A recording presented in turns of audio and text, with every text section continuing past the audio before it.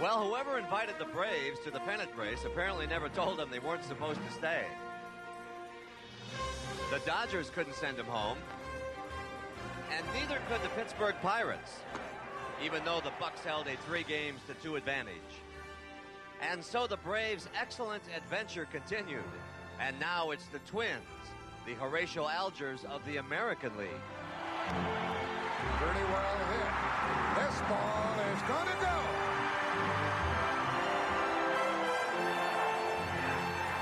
Down 2-0, the hands of destiny picked up the chop.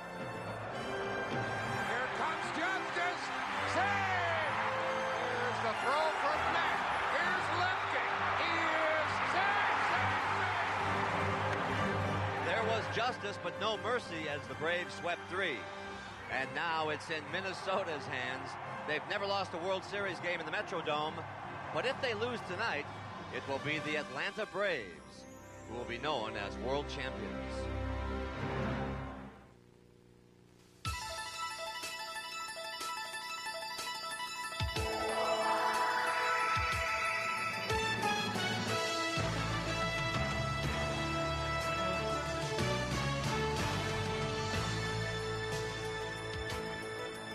Welcome back to the Midwest, where outside it feels like old man winter is knocking on our door, but let him knock, because there are some boys of summer who aren't ready to trade their baseball gloves for mittens just yet. And welcome back inside the Metrodome, where if you're a Minnesota Twin, the first things you do are kiss the artificial turf, wink at that Teflon ceiling, and rejoice that the only drums pounding are those inside your ears. Yes, folks, if you're a Twin, you click those cleats together and whisper, "There's no place like Dome. There's no place like Dome." So, prop Toto up on your lap. Settle in for Game 6 of the World Series, live from the Metrodome. It's the Atlanta Braves and the Minnesota Twins right here on CBS Sports. Hi again, everybody. I'm Pat O'Brien, joined again this evening by the distinguished ambassador from Chevis Ravine, Tommy Lasorda. Good evening, Tommy. Good evening, Mr. O'Brien. Tommy, as Yogi Berra once put it, this looks like deja vu all over again. Back in 1987, the Minnesota Twins won the first 2 World Series games at the Metrodome, lost 3 on the road at St. Louis, and then became the only team in World Series history to come back and win the final 2 at home. And can Minnesota win tonight and force a Game 7? It can be done, Pat. I'll tell you why. They're coming home. This ballpark is going to play a vital role in tonight's game and possibly tomorrow's game. They believe they can win here. On the other hand, the Braves are flying high. After that run production they performed with Thursday night, they're going to be tough. They believe that they can win right here. It's got to be that the Twins believe this is their home ballpark, and they can do it. Makings of a good one, Tommy. If the Twins can't win 2 straight at home, Lonnie Smith stands to become the first player to win a World Series with 4 different teams. And earlier I asked his teammate Terry Pendleton if the Braves can win it here. Oh, yeah, there's no doubt we can. I feel like we have the ball club who can do it. I feel like we had the ball club in '87, but things didn't seem to work our way that year in '87. They played well here, and you have to credit them for that. You don't feel like you have an extra game you can do it. You want to get it done tonight. Oh, yeah. We came here with one thing in mind. That's to win here tonight and go back home tomorrow morning. You tired? Oh, there's no doubt about that. Sleep in November. All right. Believe me, I'll be happy to do so. In a crucial one-game lead with one, the Braves have Steve Avery tonight, and if necessary, John Smoltz tomorrow night. Atlanta has won the last 10 games that these pitchers have started. In warm-up, Smoltz, the right-hander, was wearing Avery's uniform. And last night, this was the real Steve Avery in civilian clothes as the 21-year-old, 21, from Taylor, Michigan, watched his home state Wolverines devour Minnesota. Tonight I spoke with him as he arrived. A little nervous? No, I'm ready. These games get bigger and bigger, don't they? It seems that way. You know, the last 3 have been the biggest ones of my life, and this one's no different. Feel good? Feel great. Well, the Twins are resting their hopes on the right arm. That was his left, of Scott Erickson, who will be pitching on 3 days rest for the first time in his major league career. And I asked Twins manager Tom Kelly about his struggling ace. Well, everybody tells me it's a go, and Scotty let the ball go tonight. We'll be all right, but we're not going to fool around too much if things don't go well. We're not even thinking about that. So again, we're planning on Scotty giving us a good, solid 6-7 innings, and we'll go from there. Has he lost velocity over the last few weeks, do you think? Last week, he didn't throw the ball at all. Game 3 of the World Series, he didn't throw the ball. You could see the ball coming out of his hand, just didn't throw the baseball. I don't know why. But tonight, if he continues that same pattern, well, he won't be in there too long. Had a former pitcher here. What's the key to Ericsson's effectiveness? He must get ground ball outs. He's pitching on 3 days rest. It may take something away from his velocity, but on the other side of the coin, it should help the movement of the baseball. If he sinks the ball, he'll throw a lot of ground balls. The fans in the stands, or the ones watching this game at home, can tell right away whether he's pitching his game. Some lineup changes, Tommy, to pass along for the Twins. Shane Mack moves back into right field. He is 0 for the series and was benched in Game 5. Chili Davis will be the designated hitter again. There's Chili. And Junior Ortiz, Scott Ericsson's designated catcher, will be in there tonight, too. For the Braves, Brian Hunter returns to the lineup. They call him Big Game. He'll start in left, while Lonnie Smith assumes the DH role. And speaking of changes and adjustments, here's how the Metrodome ground crew spent its Friday night. Their mission, transform a football field into a baseball diamond.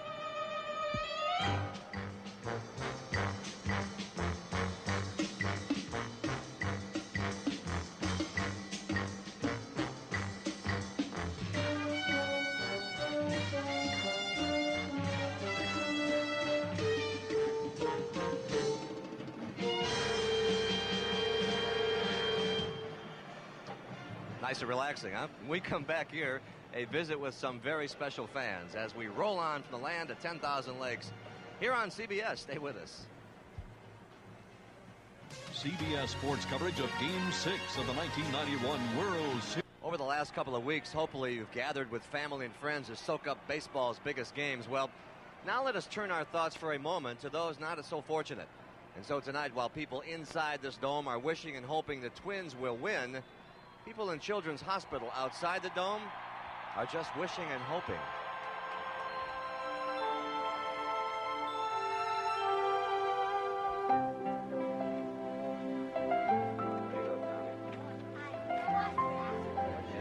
There you go, buddy.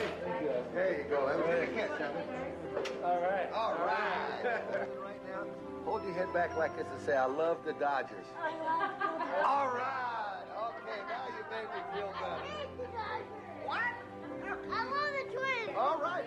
And what's your favorite team? Twins. Why do you like the Twins? I love that. They might be at the World Series today. Okay, do you think they're going to win tonight?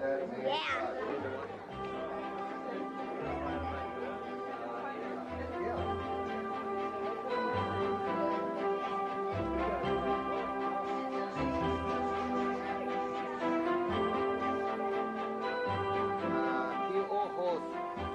Ojos muy hermoso, Daniel.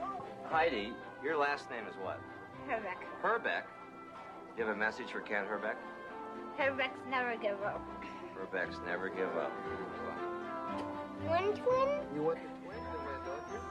Huh? You want the Twins to win?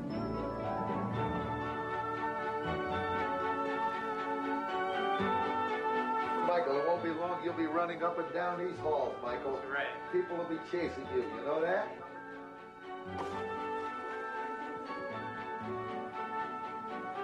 Can I have a hug from you, Chandra? Yeah. Oh, my God. You are so beautiful. Oh. Knock, knock.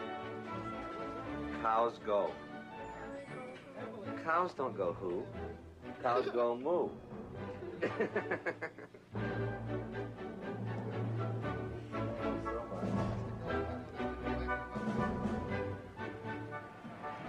You know, this is the World Series, but that is the real world.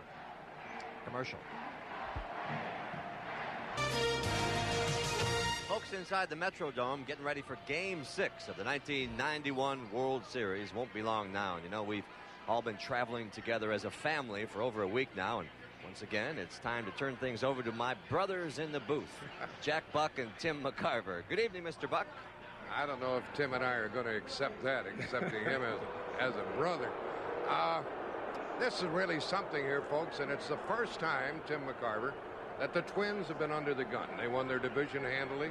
They got out in front of Toronto. They took care of the Blue Jays. They got out in front of Atlanta, but They have let it slip away almost with 3 losses down in Georgia. And I think a lot of Twins fans and even the Twins themselves keep relying on the 1987 season. Well, the conditions are the same, but the circumstances have changed. Back in 1987, John Tudor and Joe McGrain pitched Games 6 and 7. And tonight and tomorrow night, if necessary, if the Twins are to win, they're going to have to face Steve Avery and John Smoltz.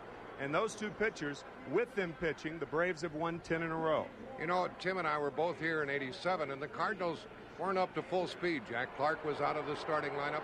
Perry Pendleton was hurt. You're right, Tim. It's like they expect the Dome to beat Steve Avery. It's almost like this is their magic kingdom, and Scott Erickson's got to work that magic tonight. He didn't do that in Game 3. He was banged around pretty well by the Braves. We'll return to the Hubert H. Humphrey Metrodome after this message and a word from your local station.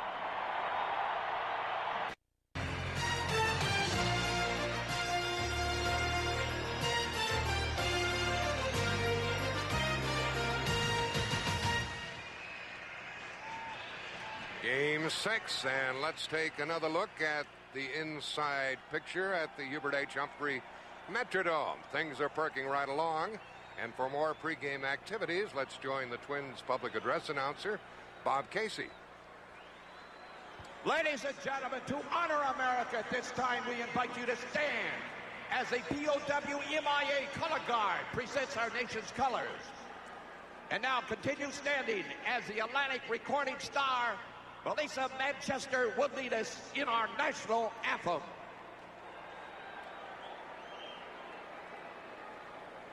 Oh, say, can you see by the dawn's early light what so proudly we held at the twilight's last gleaming, whose broad stripes and bright stars through the perilous fight o'er the ramparts we watched were so gallantly streaming, and the rockets red glare,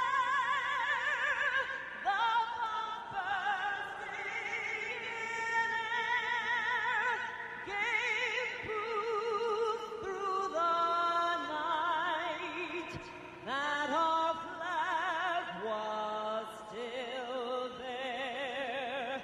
Oh, say, does that star-spangled banner yet wave for the land of the free and the home of the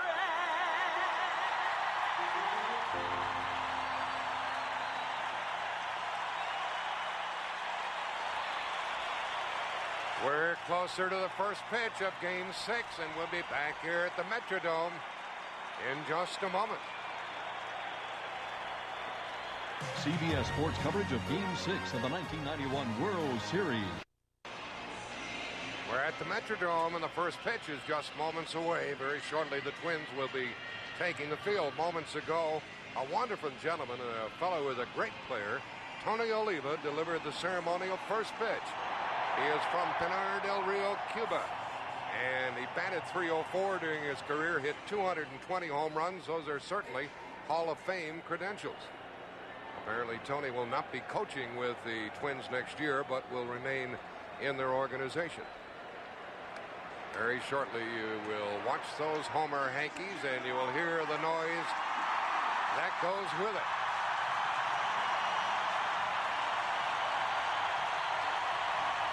Let's join the other member of our telecasting crew, Jim Cott.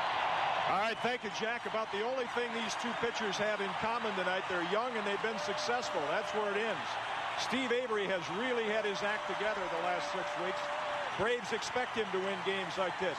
Scott Erickson, on the other hand, is a different story. He hasn't been the same pitcher the last half of the season. let's go back to game 3 and take a look at a couple of pitches. The first one to David Justice, up in the strike zone, home run. Follows that with one to Lonnie Smith, up in the strike zone. That's a home run. Now, let's go back to May 7th with Scott Erickson in the midst of a 12-game winning streak through the kind of pitches the Twins are looking for tonight. Sinking fastball strikes out Tony Pena. Comes back against Jack Clark with that nasty slider for a strikeout. That's the kind of pitches the Twins are hoping that Scott Erickson has taken across the foul lines in tonight's game. We'll be able to tell early on whether the speed is there and whether the movement on that sinking fastball is there. Back to Jack and Tim.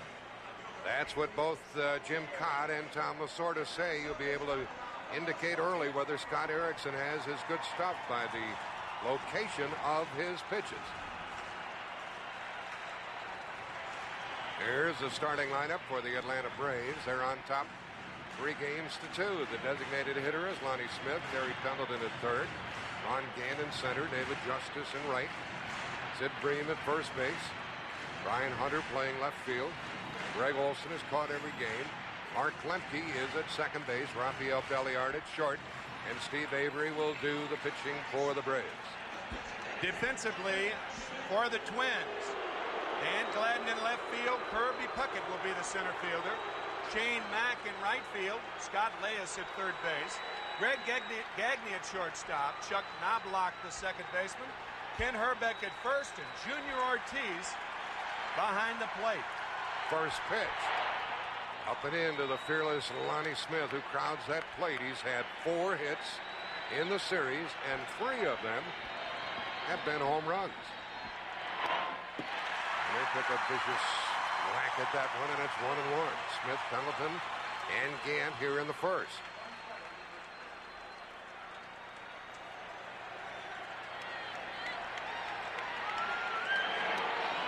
Looked like it went over his head, didn't it? Or between the head and the helmet. How did Lonnie Smith, who was hit 9 times during the season, avoid this ball? Wow. Looks like he had that measured. And he hits it to third, and Leyes boots it, grabs it, and throws, and he got him. That's the way this one starts as we meet this evening's umpires. Ed Montague of the National League is at the plate.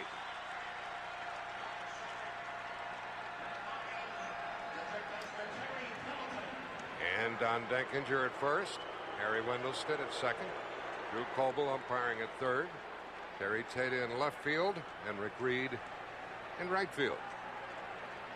And this is Terry Pendleton. He is 6 out of 20 with 1 home run in this series.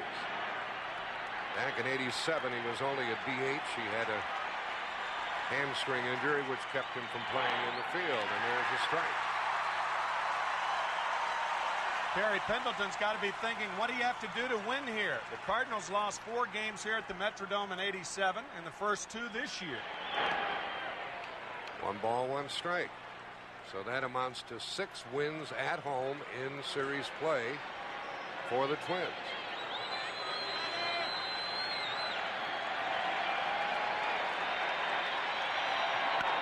That's a hit for Pendleton. 1 on, 1 out.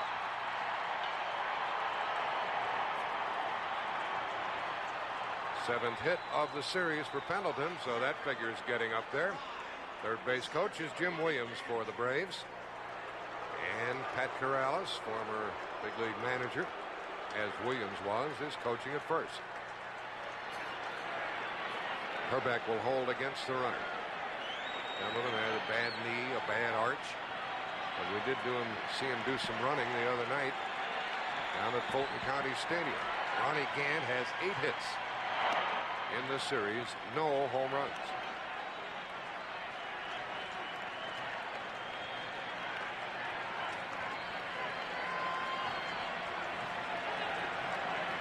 If you've been following the postseason closely, you're aware of the fact that Gant's a pull hitter.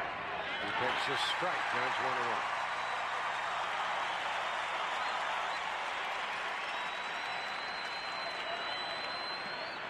Braves people telling us they like to do the running if they get a chance to do so. Junior Ortiz looking over into the dugout. That ball's foul past third. 1 and 2. Let's go down to Jim Kaat. Well, there's no question. We don't know what the results will be tonight, but there's no question that Scott Erickson is throwing the ball harder, and he's got more movement than he did in Game 3. A little closer to the kind of pitcher the Twins have been looking for. You've heard of up and down seasons. Well, with Erickson, it's been down and up. He was down in the first half, up in the second half. Load again, 2 and 2. One thing Tom Kelly wants out of Erickson is to throw the ball. He said that Scott Erickson hasn't been the same pitcher in postseason play. This is only, by the way, his third start in the last 20 days. He's had some idle time. 1 on, 1 out. And another foul past Scott Leas. And Bobby Cox giving the signs from the dugout. Relayed by Jim Williams. Observed by Pendleton. Not much Gant can do with a 2-2 count. I don't think you'd put the take sign on.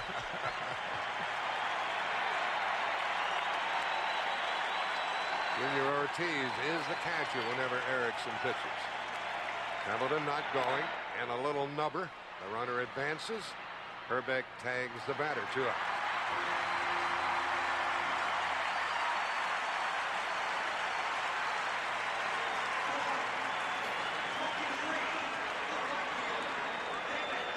$55,000 plus here in the park.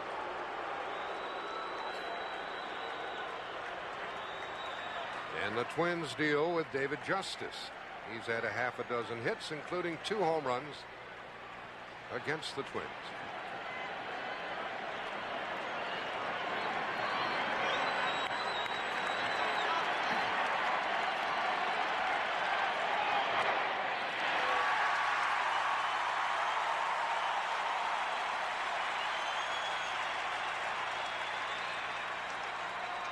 First inning, Pendleton at second, 2 out.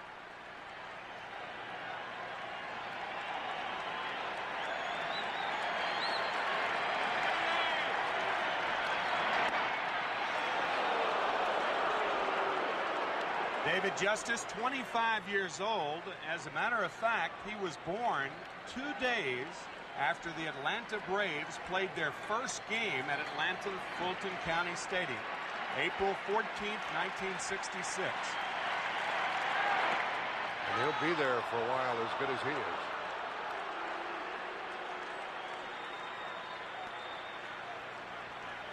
There for a while, Atlanta was forced to play him at first base. He didn't really start to thrive until he moved to the outfield. When Dale Murphy was traded to the Phillies.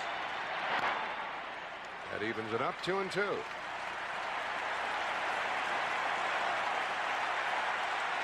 the Minnesota crowd wants the inning to come to a close with the next pitch. Steve Avery is waiting for the home half of the inning.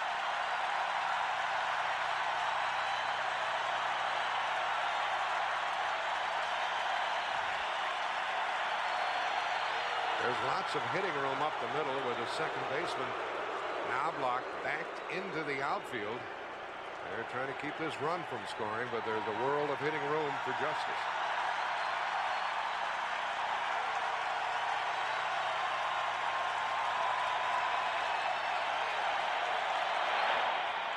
Three and 2.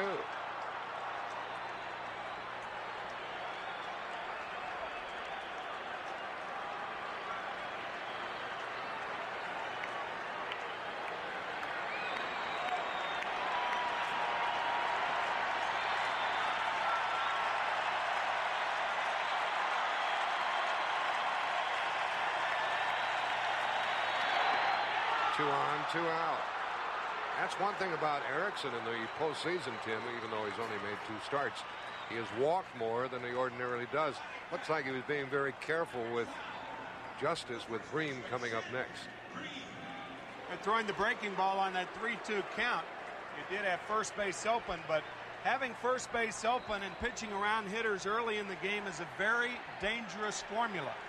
Because if you get too many on and then you get the long ball, then you have multiple run innings.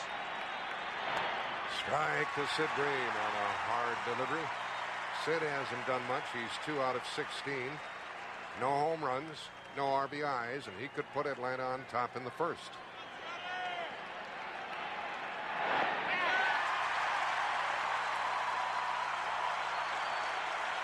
That was a changeup from Scott Erickson. He did not change speeds too often in Game 3. I think as much as anything, he looks like he's much more confident starting this game than he was down in Atlanta. Appears to be very determined.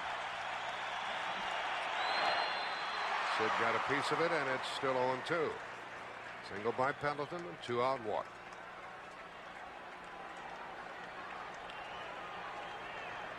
So Pendleton's down at second, and David Justice at first.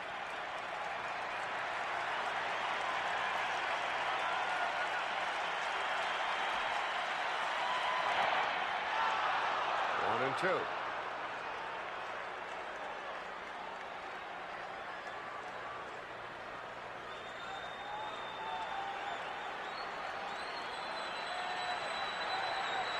Brian Hunter up next. 2-2. 2 on, 2 out, 2 balls, 2 strikes. First inning, no score.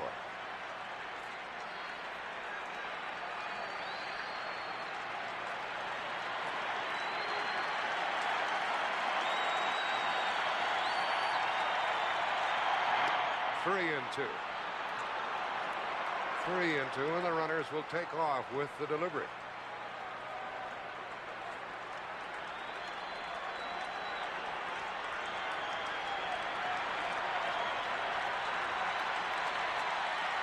There they go. There it is into the left field corner, chased by Gladden, and he's got it. Atlanta leaves 2.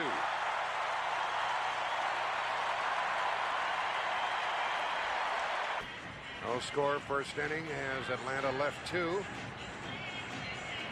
And the Braves send the remarkable young hurler out to the mound. Steve Avery looking for his first World Series win. Here's the starting lineup for the Twins. Dan Gladden in left. Chuck Knobloch at second. Kirby Puckett in center field. Chili Davis is the DH. Shane Mack in right field looking for his first hit. Scott Leyes at third. Kent Hrbek at first base. Junior Ortiz catching, Greg Gagne at short, and you just saw Scott Erickson pitch the first. The defense for the Atlanta Braves, Brian Hunter in left field, Ron Gant the center fielder, David Justice in right, Terry Pendleton at third base, Rafael Belliard the shortstop, Mark Lemke at second base, and Sid Bream at first.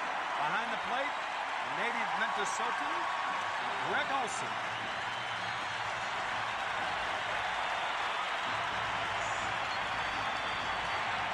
We've heard some noise during this World Series with the good folks down in Atlanta with the Chop and the folks up here waving the hankies. Gladden leads it off. 4 for 21. Avery pumps the strike in there. The third base coach is Ron Gardenhire, and across the way it's Wayne Terwilliger. Gladden, Knobloch, and Puckett in the Twins first. All good pitchers like to work quickly, and Steve Avery and Scott Erickson, no exceptions. Both like to work very fast. To the shortstop, Belliard.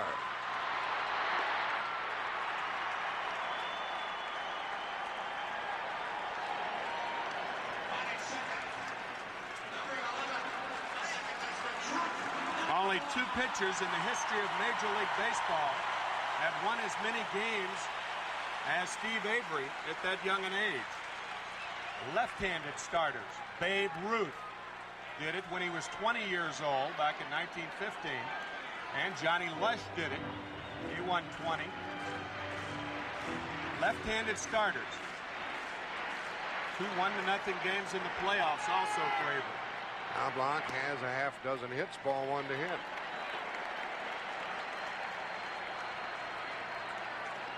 Six hits and 4 walks in the series for The fellow who's apparently going to be the Rookie of the Year in the American League. 1-1. Avery started the game, which Jim Clancy won. It went 12 innings. Atlanta won it 5-4.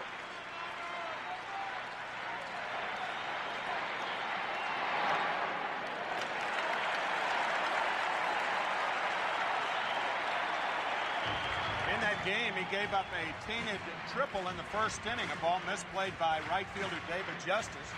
Then he gave up a home run to Kirby Puckett and an unearned run in the 7th inning.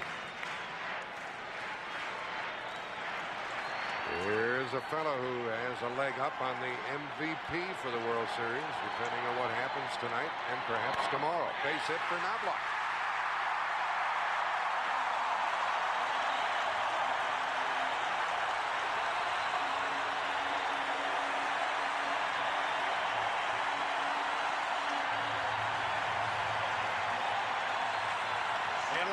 Are going to have to see the game because you can't hear a game in this ballpark. Knobloch now 7 for 18 in the World Series. And he had 7 hits against Toronto. And he has stolen 4 bases against Atlanta. The batter is Kirby Puckett. He's been cold, cold, cold. 3 out of 18. With one of the hits a home run.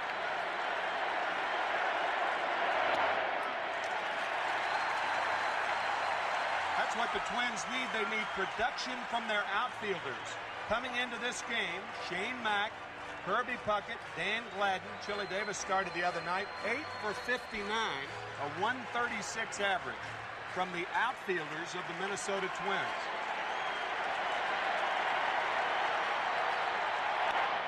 That's fair.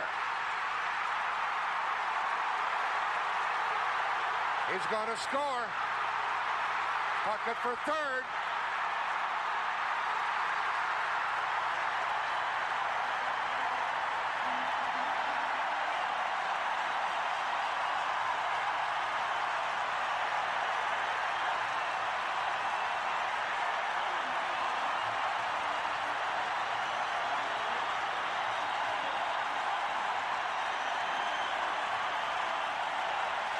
There were 5 triples in Thursday night's game, and the first triple of this game by Kirby Puckett. Watch Hunter go toward the line. Knobloch's going to score easily.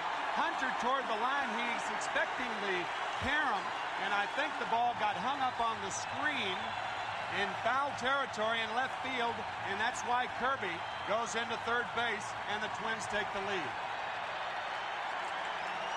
Now the infield comes in with Puckett at third and 1 out. And the designated hitter, Chili Davis, batting.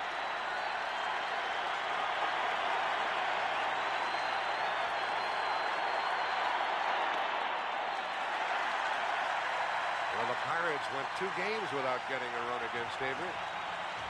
Twins score in the first. And a runner at third, 1 out. Twins scored in the first inning last Tuesday against Steve Avery. Davis, 3 out of 10. 2 of the 3 hits, home runs.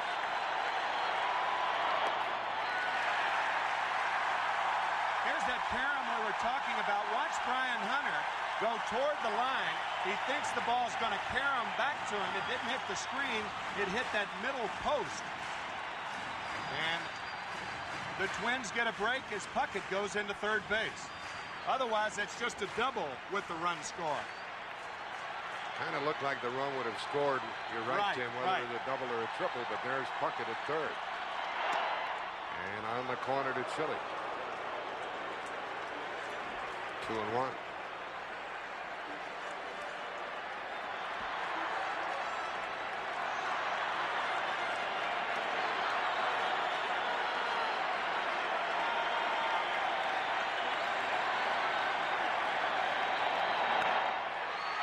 Right field and foul, chased by Justice, nothing doing.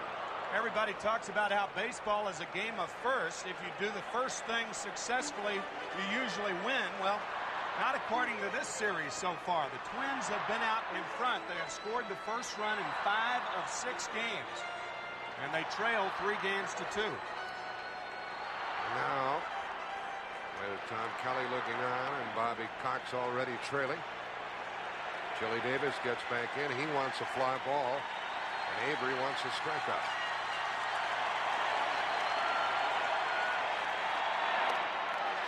William Kelly.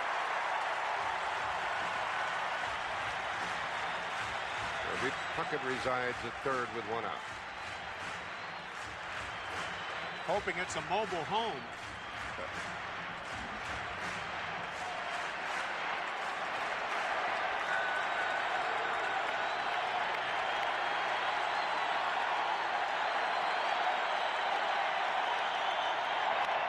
There's the fly ball. We're going to have a play, perhaps. Puckett stays at third, 2 out.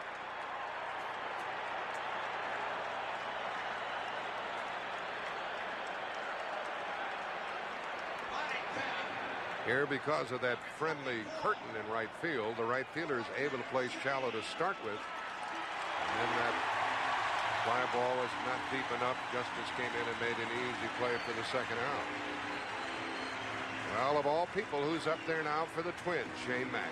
0 for 15 in the series. 0 for his last 2 at-bats against Toronto in the championship series. So he's 0 for his last 17. Ken Herbeck, 3 for 19. Now Kirby Puckett, 4 for 19. Gagne, 3 for 18. And Gladden batting 182.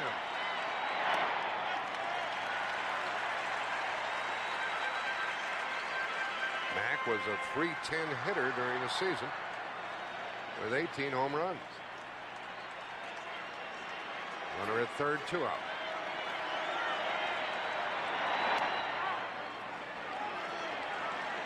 Are we ever in a slump of this magnitude? Oh, Mr. absolutely, McCarver? absolutely. But the thing that I think that the players try to do, you try as much as you can to make it a regular season game. But because of its importance, you can't trick your mind that much. There's a hit. 2-0, Minnesota.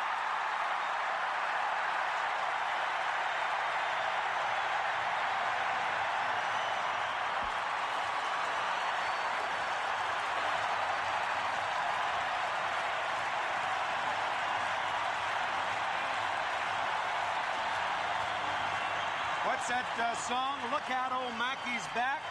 As Mack the knifes one into left field. His first hit of the series and a big one. The Twins take a 2-0 lead. So he picked up Chili Davis, who left the runner at third. And a 2-out chance for the Twins to get more with Scott Leyes batting. During the season, Mack stole 13. Remember, in the earlier game, Kirby Puckett hit into a double play, breaking a bat that went down and almost hit Dan Gladden, and that bat almost hit Kirby Puckett.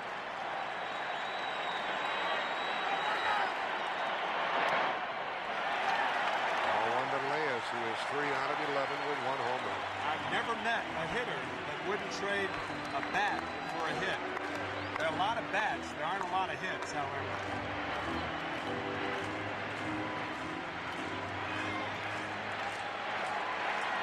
Three hits in the inning for the Twins.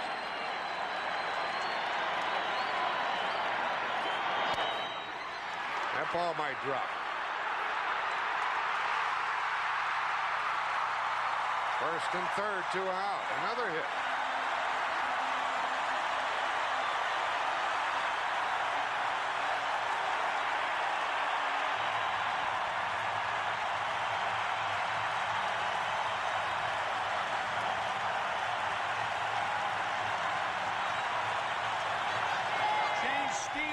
To stunned Avery, because that's exactly what the Twins have done early tonight. They have stunned Avery's fastball. This ball is not hit well. Looked like a trademark shot. Hunter respecting the power of Leyes. And you can't get too close to a ball on this spongy turf here at the Metrodome. Ken Hrbek will determine if the Twins are going to get any more. He's 3 out of 19 with 1 home run. And Avery continues to get ahead of most of the hitters. Here's Jim Kaat. Well, that's the first curveball that Steve Avery has thrown in the strike zone. And as is customary, try to get through the first inning with mostly fastballs. And that's what he's throwing. Strike 2, another fastball. This is as many hits as the Twins had in 7 innings against Avery. The game number 3. First and third, 2 out.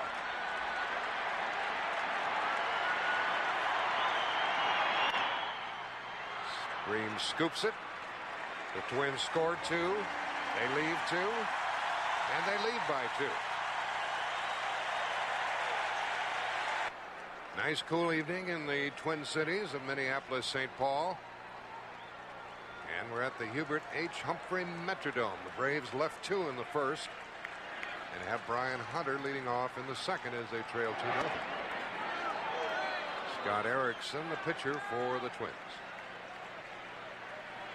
Hunter 3 for 12 with a home run.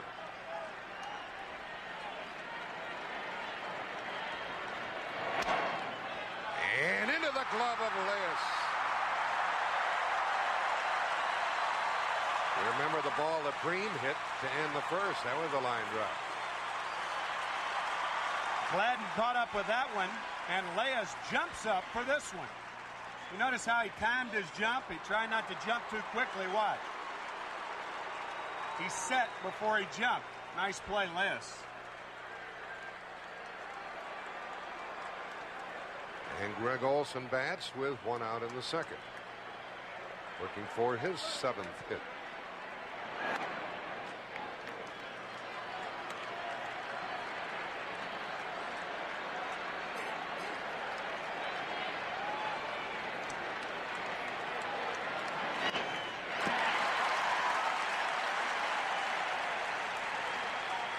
There, Brian Hunter hitting into bad luck. Talked about Scott Erickson, only his 3rd start in the last 20 days. Sinker ball pitchers do not like to be too strong. They have a tendency to get it up when they are. You often see a sinker ball pitcher that may have trouble in the early innings. The more fatigued he becomes, the more effective he becomes. Keeps the ball down in the strike zone. Elias lets the foul ball go by. 2-2. Stands to reason that sinker ball pitchers are much more adaptable to 4-man rotations because they have that rhythm. High ball pitchers like Avery need the extra day's rest, but Erickson doesn't. He relies on that heavy sinker, as Jim Kaat said, keeping the ball down primarily.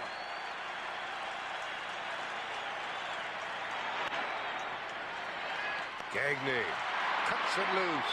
2 out. He's got a shortstop's arm, Tim. He just lets her fly, doesn't he? That's an interesting comment. A shortstop's arm, especially on AstroTurf. He can cut off a lot of balls that had a lot of...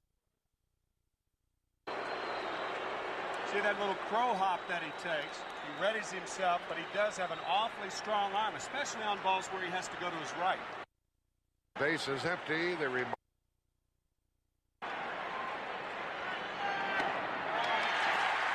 Lemke has had 7 hits, a couple of walks, 4 runs batted in, and very timely play against the Twins. 1-1.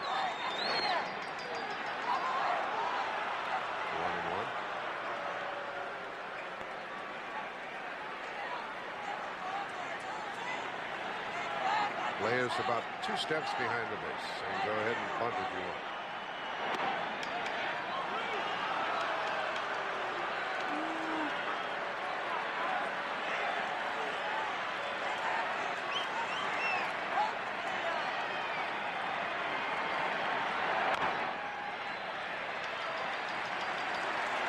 Two balls, 2 strikes. 55,000 here at the Metrodome in Minneapolis. Atlanta batting in the second. They left 2 in the first. The Twins scored a couple. They had 4 base hits. And they left a couple in the first. 3-2. Lemke batting 8th.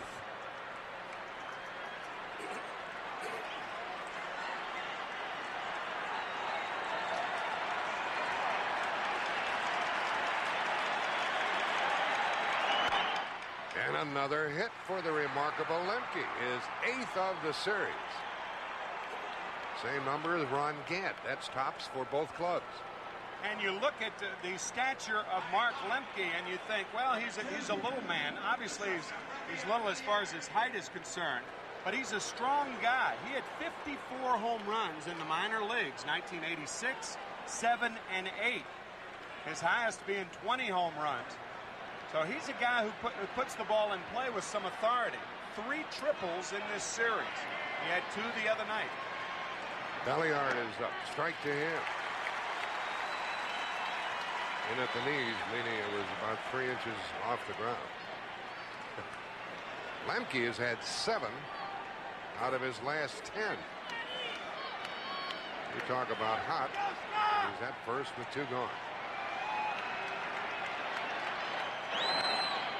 2 on Raphael.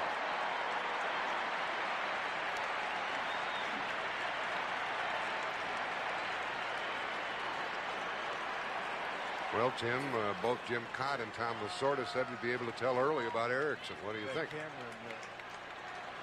Well, too early for me to tell. I don't know. I don't necessarily agree with Kitty. It seems to me that he's getting his balls up a little too much. That's in the strike zone and takes care of Belliard. First strikeout for Erickson. 3 left for the Braves, who trail by 2. Twins got 2 in the first, and they're on top as they send up their number 8 hitter to start it off against Avery.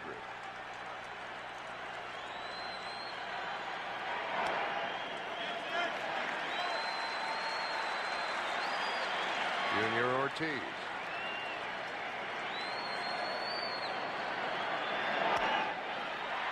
Scooped by Pendleton. He caught it in the air. Line drive to third base. But Pendleton didn't umpire. He just went ahead and threw the ball. Looked to me like that was a short hop right there. You know, it was called a catch by Drew Coble, the third base umpire. I thought it hit the deck. It looked like it, of course, with the naked eye.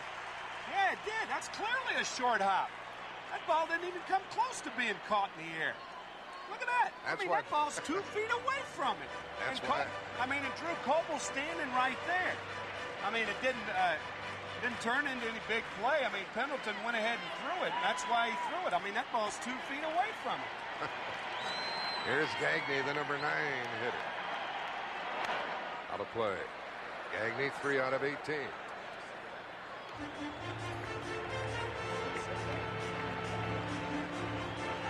Way to play like that in the National League Championship Series.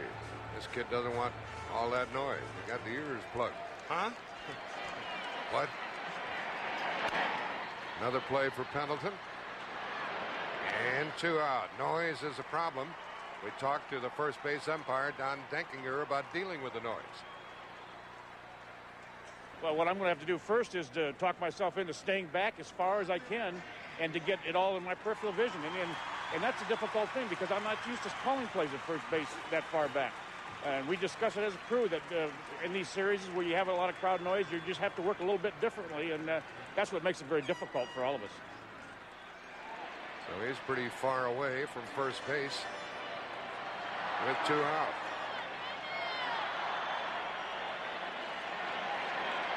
And Gladden hits one to short. Belliard guns him down, and after 2-0 Twins.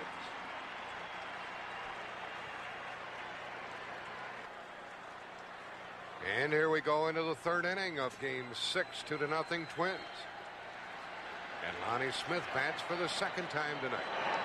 That hit him. He likes it. He goes to first base to start the 3rd. He's like a pincushion.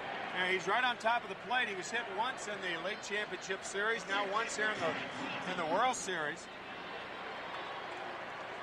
You remember Scott Erickson almost hit Lonnie the first time with a breaking ball, and this one clearly right in the hip. Talking about Don Denkinger, when he talked about moving back from the bag and that peripheral vision that he was talking about, by moving back from the bag, you can see the runner, the ball, and the bag. Umpires don't normally do that. They stand close to the bag so they can hear the ball hit the glove and the foot hit the bag. But in this noise, they can't do that. That's why he's back. Pendleton is up. Single his first time. Takes a ball. And Ortiz missed it. I thought he was going to stand back. He was right on top of that play.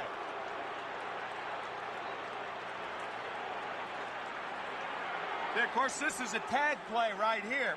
Matter of fact, Richie Garcia gets credit for that. But that's a tag play, so Richie says he's motioning to me. On tag plays, you don't need to hear sound. Good point. Lonnie just back in ahead of the tag. Lonnie's a player they call skates. He has difficulty keeping his feet sometimes out there. He just did get back ahead of the tag by Herbeck, who didn't argue, and the pictures vindicated the man in blue. Ball 2 to Pendleton. The Braves have already stranded 3. And they trail 2-0.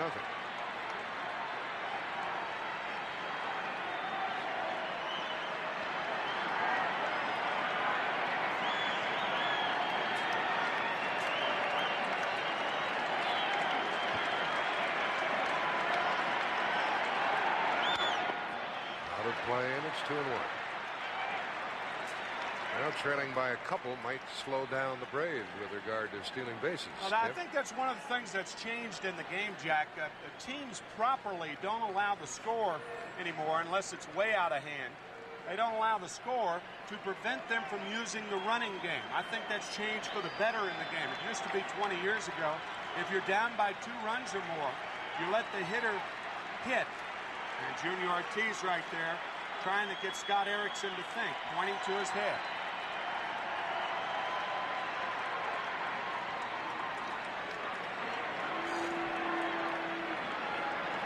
He's thinking about keeping that runner close. Leadoff man is on for the Braves in the 3rd.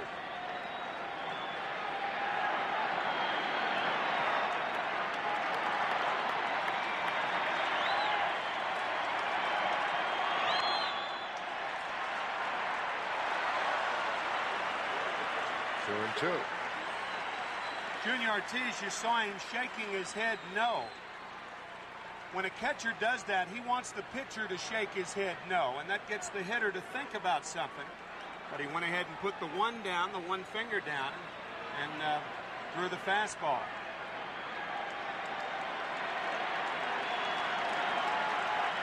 Fastball away.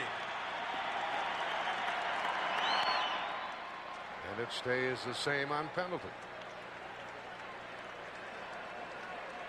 Junior Ortiz has caught Scott Erickson this year most of the time. As a matter of fact, during the season, 32 starts for Erickson, and Ortiz was behind the plate 28 times.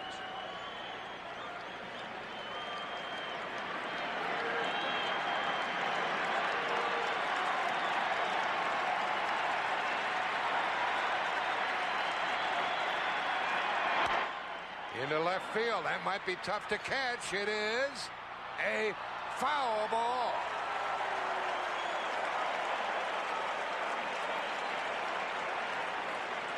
Jimmy Williams, the third base coach, went down past the bag. Bobby Cox is out now.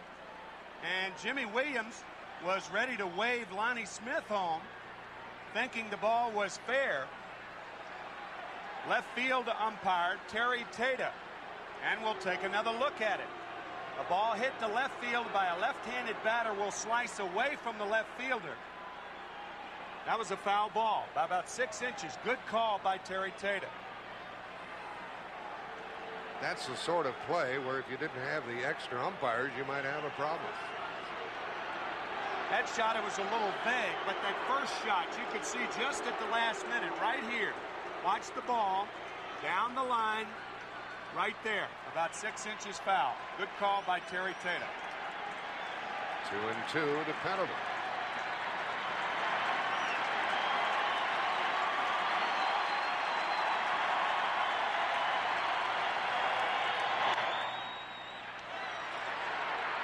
They get one, that's all.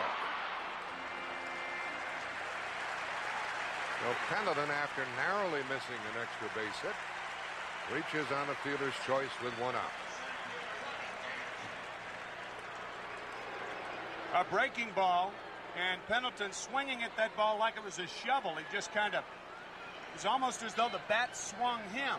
Watch Herbeck throw to Gagne at short, making sure of the lead runner, and then the return throw not in time, primarily because of Lonnie Smith going in hard at second base. He ends up out in center field. And is up.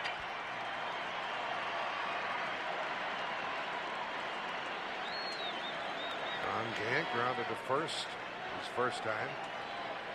He's 8 out of 22 and looking for his first series home run. He corks it to left center and chased by Puckett. He caught it.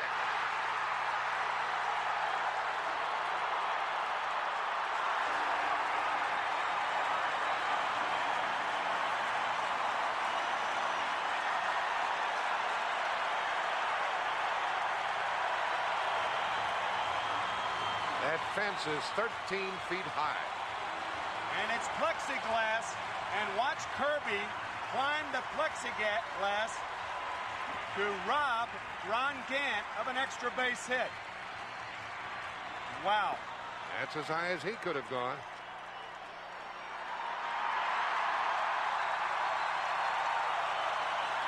The crowd here watches a replay on the video board. And now Erickson gets over to first base because Terry Pendleton had rounded the bag, and that's the proper thing to do.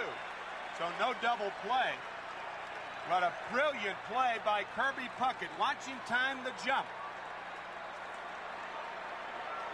Tim, they're going to make an appeal at second. And a great play by Puckett. Now time had been called.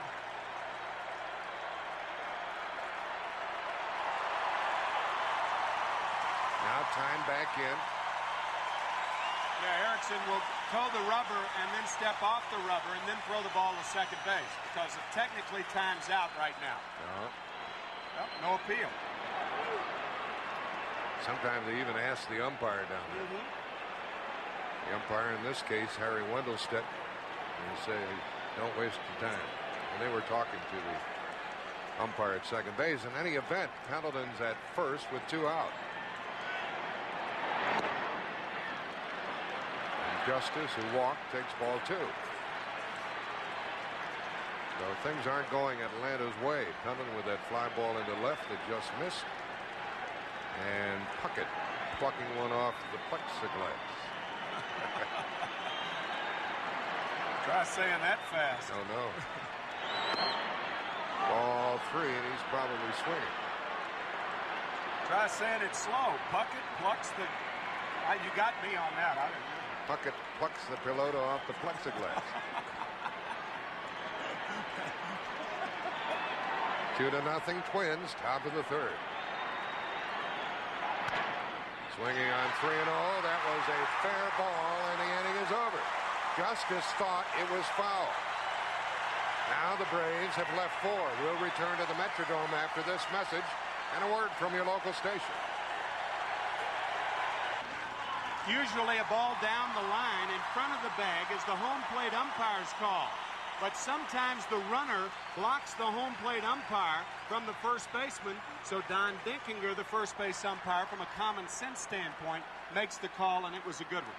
Umpires have been involved in this one, and now here we go into the home half of the third inning.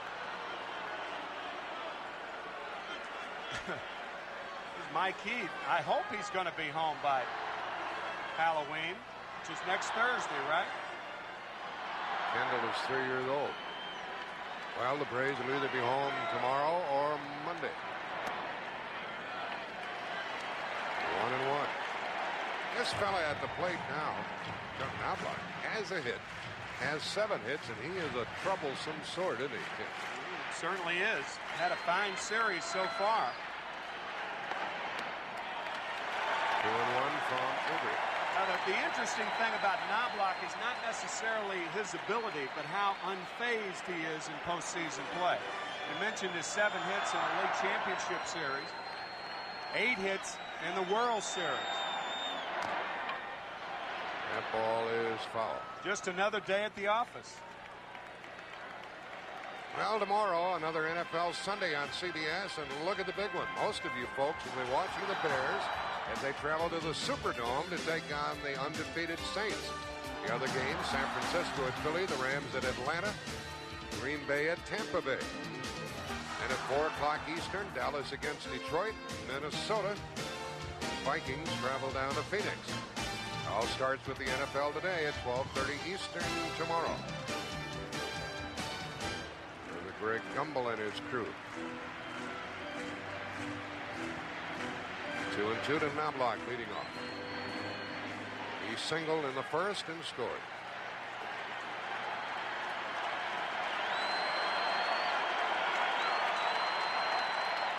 That's about the 3rd time we've seen the Twins batters have done that, stepped out on Avery. I think what Greg Olson is doing right there, he's clearing off the plate so the umpire can see the black of the plate. The black technically not part of the plate. Now blocked to Belliard. That starts the home half of the 3rd inning. But what catchers try to do, they try to keep those corners clear. They're almost like truant officers. Keep the corners clear. And there are those corners. You don't want the mud or dirt to be on the corners because often good pitchers work in those areas. Kirby Puckett delivered an RBI triple in the first and then scored on a 2-out single by Shane Mack.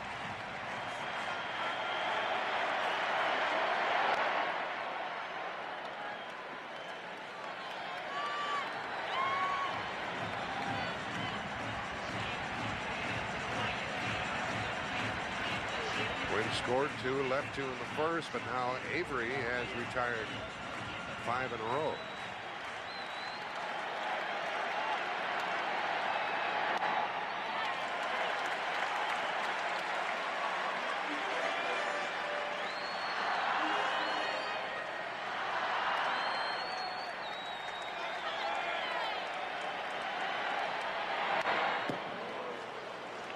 Good rip by Puckett. 1 ball, 2 strikes. American League President Bobby Brown talking with the commissioner, Fay Vincent. And Dr. Brown is looking for a 7th game. Bill White, the president of the National League, wants it to end tonight.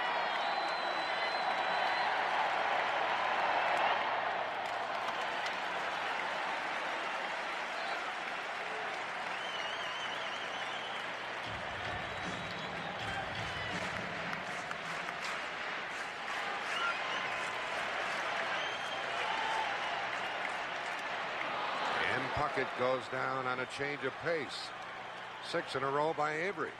Let's go down to Jim Cott. Boy, is this guy fun to watch pitch, Jack. And Tim talked about the first inning, the 90-mile-an-hour fastball, but after Knobloch and Puckett had good swings at him, he is all of a sudden getting that change and curve and blending it in. So they can't just sit on one pitch. This guy's got 3 of them, and all good ones. Leo Mazzoni, the pitching coach, Kitty, told me that instead of fastball, curveball, changeup, in the order of quality, Avery throws fastball, changeup, curveball. His changeup is his 2nd best pitch. Chili Davis now. The strikeout of Puckett was the first for Avery. Leo Mazzoni, 23 years in the minor leagues. Finally got a shot at it this year with the Braves.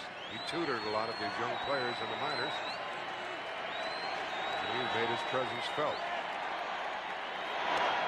He's looking forward to the World Series check.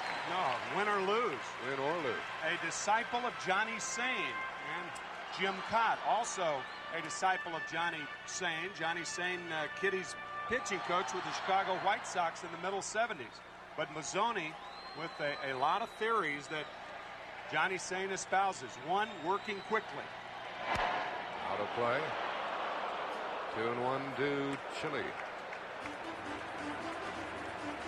Boy, just the subtle part of Steve Avery's game as a pitcher. He's got about a 90-mile-an-hour fastball, but Chili Davis, a notorious off-speed hitter. What does Avery do? He jacks it up about 2 miles an hour when Davis gets to the plate. Just a little bit extra.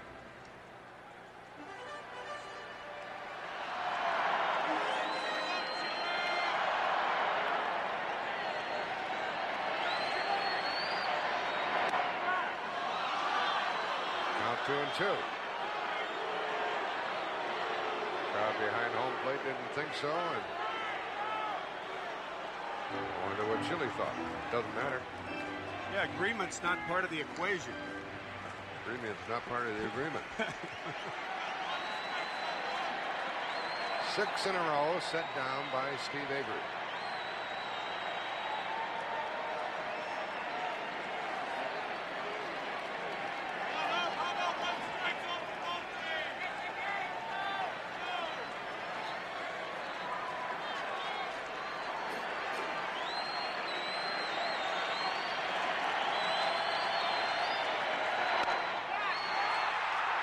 Chased by Justice, he's there.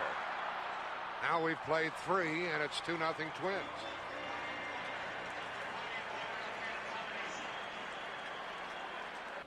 This game summary is sponsored by AT&T. Kirby Puckett tripled home Knobloch in the first, and with 2 outs, Shane Mack drove Puckett across the plate. Scott Erickson has held Atlanta to 2 hits through 3 innings, hit 1 and walked 1. Triple by Kirby Puckett, driving in the first run of the game. And then Puckett on third, driven in by Shane Mack. That's how the scoring has occurred thus far. Sid Bream lined out to the left in the first and stranded 2 runners. Sid's not doing so well. 2 out of 17.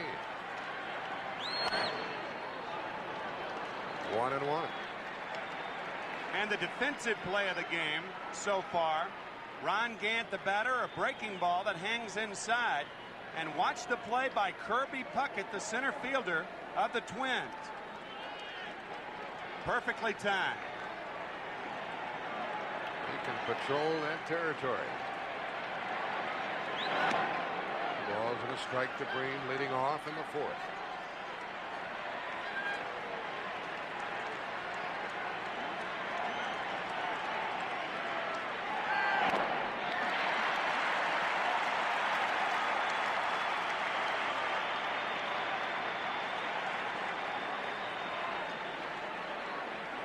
Scott Erickson drafted in the 4th round in 1989 by the Twins.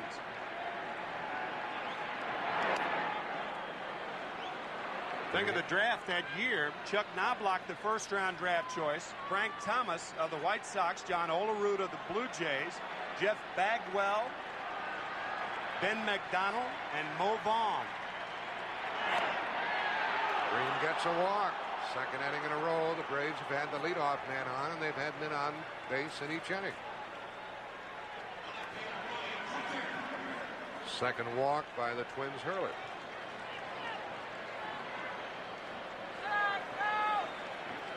Saw the feet digging in. You see that pitcher's toe right there. That's an extra piece of leather that right-handed pitchers put on their right shoe, and that prevents premature wear on that shoe. But it looks like he's worn those shoes for a while. Here's the strike to Brian Hunter. Hunter lined out to Leas at third. Back in the 2nd.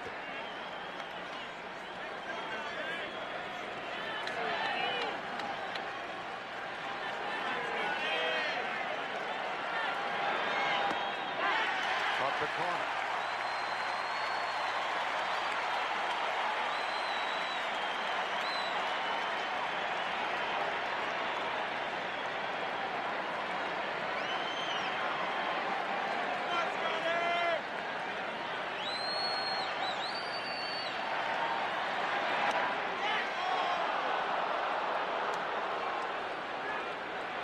2.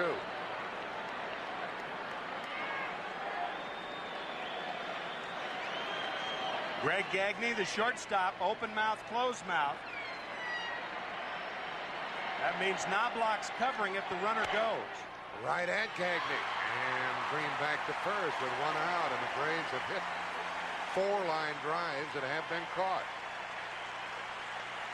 Up their night to this point. That's right, Jack. They're hitting an awful lot of balls hard. Fortunately for Erickson, they've been at people. Let's go down to Jim Cott. That's a good point. You know, even though the Braves aren't on the board, they are really making Erickson work. His pitch count up to about 60 already. And you can tell just a little subtle loss in that bite and speed on the sinker. Olson now. Foul ball. It's doubtful that Sid Bream will be running, but if he is, Greg Gagne, the shortstop, if he opens his mouth behind the glove, of course, you don't want the hitter to know who's covering. And that means Knobloch, ooh, or you would be covering. Closed mouth is me, meaning, I got it. So open mouth, the other guy's got it, so Knobloch's covering if Bream runs.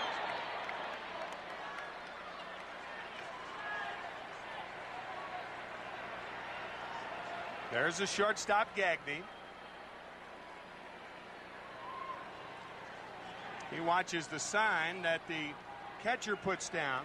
If it's a sinker away, a ball that's more apt to be hit to the right side, then he would give Knobloch a closed mouth, or me, I got it. This is going to be a breaking ball away. Knobloch covers.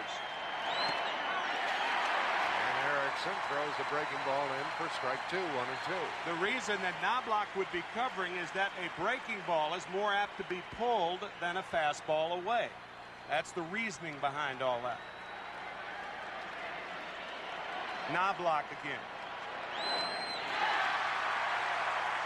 That's the second strikeout for Erickson.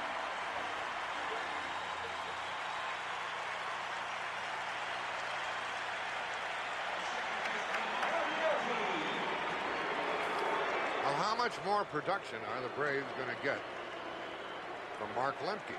He singled his first time up. He's had 7 out of his last 10. He's had 8 hits in the series, plus a couple of walks. 70 pitches already for Erickson. Ball 2.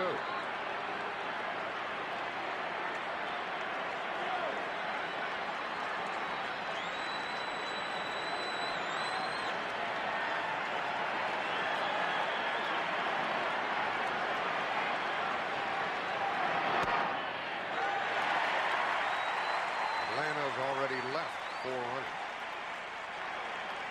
Put the leadoff man on. He's there with 2 out.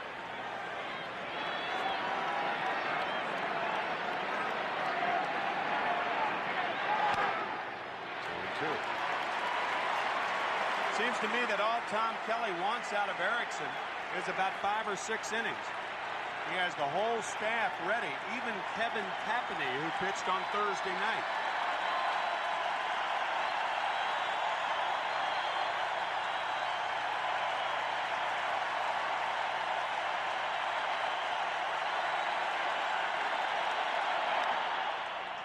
Shortstop Gagne has to go to first, and he got it. Now Atlanta is left 5, and they still trail 2-0. Twins bat in the 4th, leading 2-0. Major League Baseball International providing coverage of the World Series in 5 languages: English, Spanish, Dutch, Japanese, and Italian to 74 countries. Total viewership expected to exceed 50 million. First time live to Australia. Shane Mack had a 2-out RBI in the first. Hits it deep to right. Justice won't get it. Mack is 2 for 2.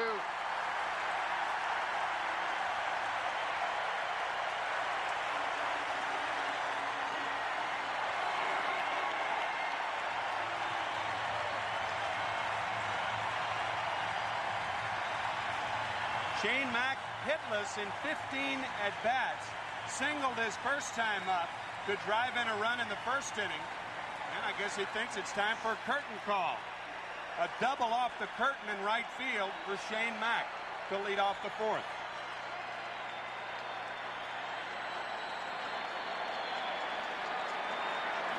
And it's the first time in the game the Twins have put their leadoff man on, and Scott Leyes will want to move him along or drive him home.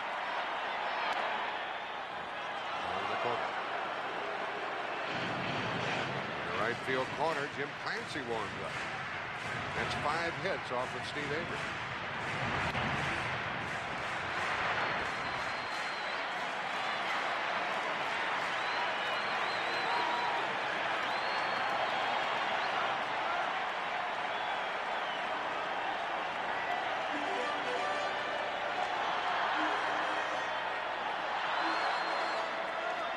Got the bloop single to left his first time.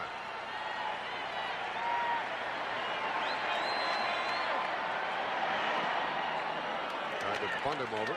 I don't know about the wisdom of that play. Not with the problems that Ken Hrbek has had driving in runners from scoring position. Leyes a hot hitter. Hrbek 0 for 7 with runners in scoring position. And it takes you back to that game in Atlanta on Tuesday night when Hrbek struck out twice. His last 2 times up with the runner at third and less than 2 outs. Leadoff double by Mack, and a 2-ball, 1-strike count to Leyes. Tom Kelly was remarking about Leyes, how good he looks with the bat, wasn't he, Jim? Well, that's another reason you're not bunting in that situation. Why bunt when Tom Kelly, before the game started, said that Scott Leyes was a guy who has looked the best at the plate of anybody?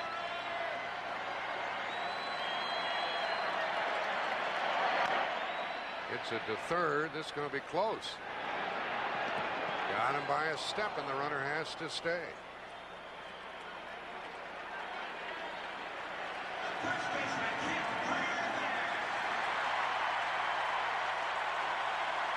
This is a frustrating thing for an infielder. You can't climb up and get it. You have to wait until it comes down, and a nice, patient play by Terry Pendleton. First out in the fourth, and here is Hrbek.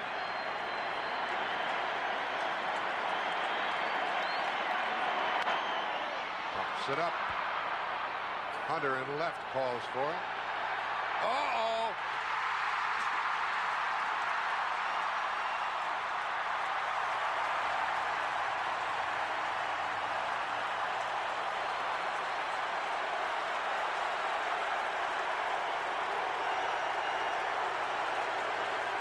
Before this series started, we said that an outfielder can't take his eye off the ball.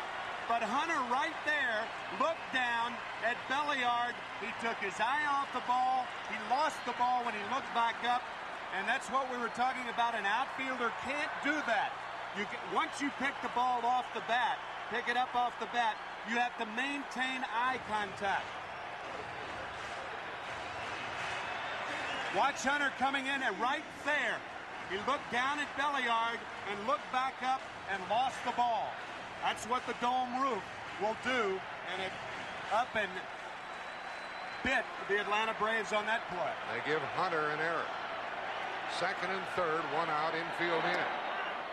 And a strike to Junior Ortiz. Ortiz is not a big RBI man. Drove home 11 during the year. He could add to the 2-0 Twins lead in the fourth.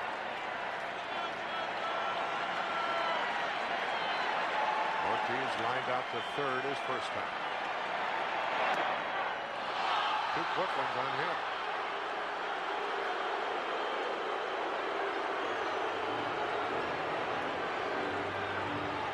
Infielders in. Pendleton, Belliard, Lemke, and Green.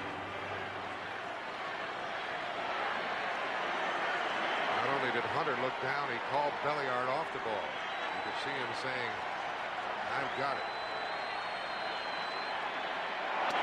Strike 3. Big strikeout for Avery.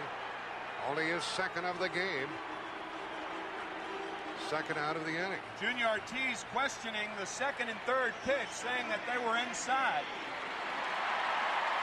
They are awfully close. That's where you want to be with the count, no balls and 2 strikes. And a perfect pitch by Steve Avery to get a strikeout. And Avery can keep it close if he gets Gagne.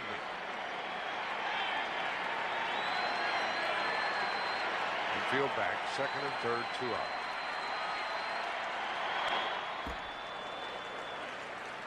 Two to nothing Twins in the fourth.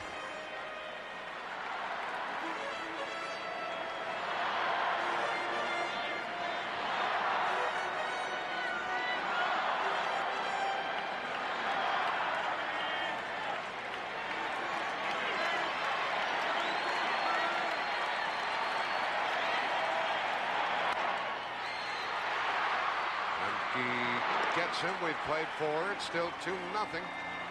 And the Twins have left 4. On the positive side, the Atlanta Braves, it didn't hurt them when Brian Hunter missed that fly ball, lost it in the top of the dome. You have to understand that the Braves didn't have a chance to work out here yesterday. There was a football game. The Wolverines of Michigan played the Minnesota Gophers last night. And for that reason, the Braves weren't allowed to work out. So it's still brand new as far as the dome roof's concerned. Belliard, ball 1. We're underway in the fifth. 2-0 Twins. Atlanta has left 5. And had 2 hits, 2 walks, and a hit batsman. And they have hit 4 line drives that have been caught.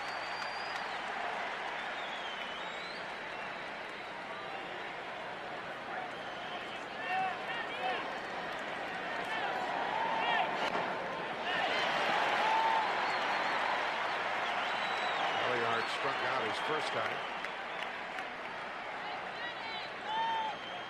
Scott Erickson has fanned 2, walked 2, allowed 2 hits.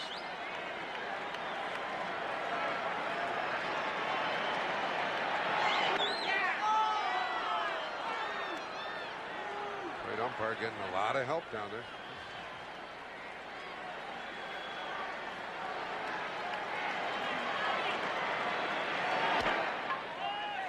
That ball is fair, and a hit for Belliard. And it's the 3rd inning in a row that the Braves have put the leadoff man on base.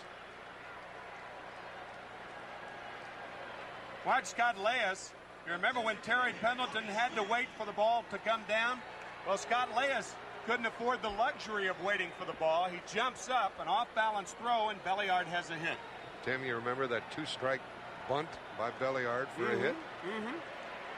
Maybe that's the reason that Leyes was in. That's a good point. Not taking it for granted that Belliard wasn't going to bunt.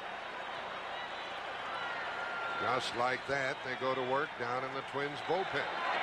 Leach, the right-hander, and Guthrie, the left-hander. Smith, double play ball, maybe. Yep, only one, as Knobloch couldn't get the ball out of the glove.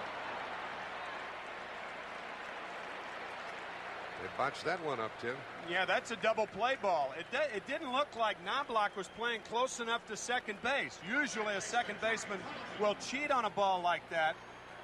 Leyes, pretty good throw, and because of the hard sliding Belliard, Knobloch couldn't get the ball out of his glove. See, his footwork is messed up there a little bit, and he ended up catching the ball, it looked like with the fingertips. Lonnie Smith running hard, but a good takeout slide by Belliard, but that ball really should have been turned for a double play, but wasn't. That didn't feel good, sliding over the base like that, 1 on, 1 out. Pendleton. Puckett chases it to the track. It might go. We're tied. Pendleton's second home run of the series ties it in the fifth. That's what happens when you fail to make the double play.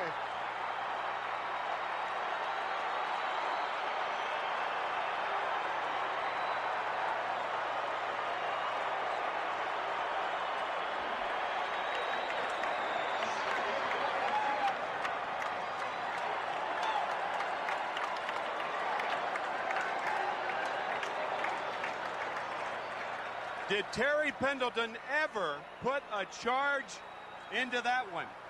Wow. A sinker on the inside part of the plate.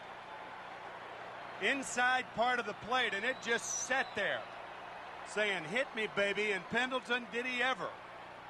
He crushed that ball way out of here. Pendleton 6 out of his last 10. That's the 4th Atlanta hit, and it ties this game in the 5th inning.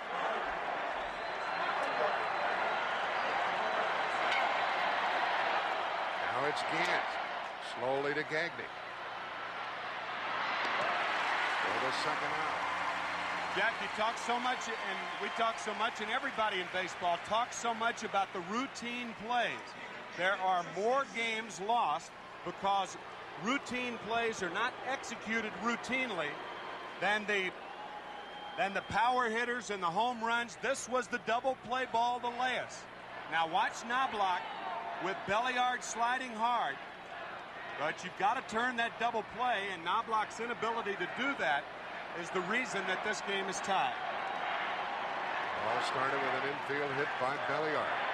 Here's a smash by Justice. Are the Braves going to take the lead? Foul. Everybody off the Atlanta bench. Justice thought it was a home run. And the right field umpire made the call. No doubt it was far enough. Oh, yeah. Well, it was above the foul pole. It's a funny thing about baseball, the foul pole's in fair territory. So call it a foul pole or a fair pole, way up the ladder, and it's above the foul pole. And it was a tough call for Rick Reed, the right field umpire. And now up and in, and a long look out at the mound by David Justice. Justice stands close to the plate. There's Rick Reed, who made the call in right field. Justice thought it was. Wrong, David. 2 balls and a strike. David was looking back at the home plate umpire. No help there. Got to keep running to the right field umpire. He's the one who made the call. We have a 2-2 game in the 5th. 2 out. 3-1.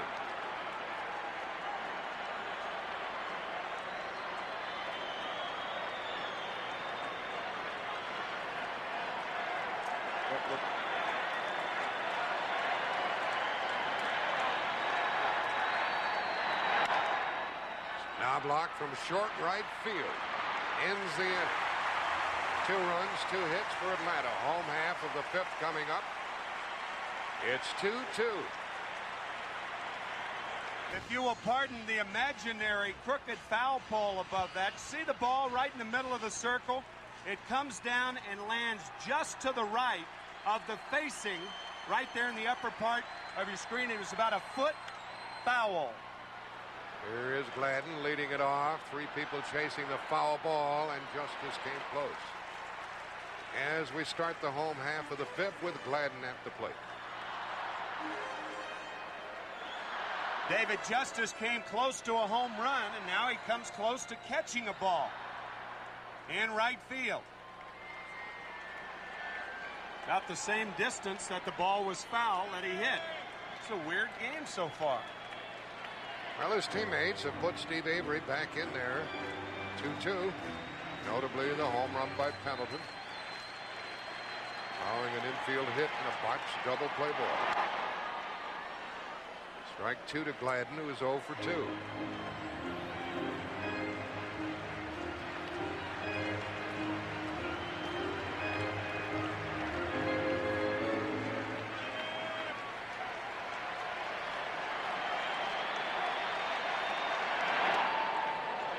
Gladden, Knobloch, and Puckett.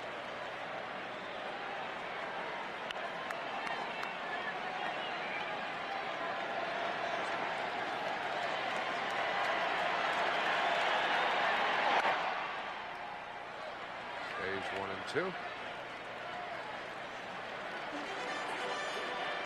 55,000 plus at the Metrodome in the Twin Cities.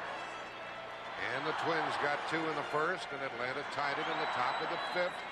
If Atlanta can win this game, it'll end the baseball season. Twins are trying to force a 7th game here tomorrow night. Yeah, for the Twins, it's do or die. For the Braves, it's do or do again.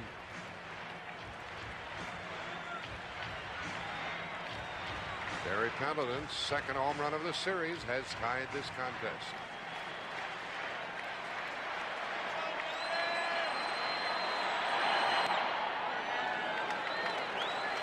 Two and two. Atlanta pitching has kept Gladden rather quiet in this series. Irby Puckett with a good defensive play. RBI triple, a run scored. 3-2 now.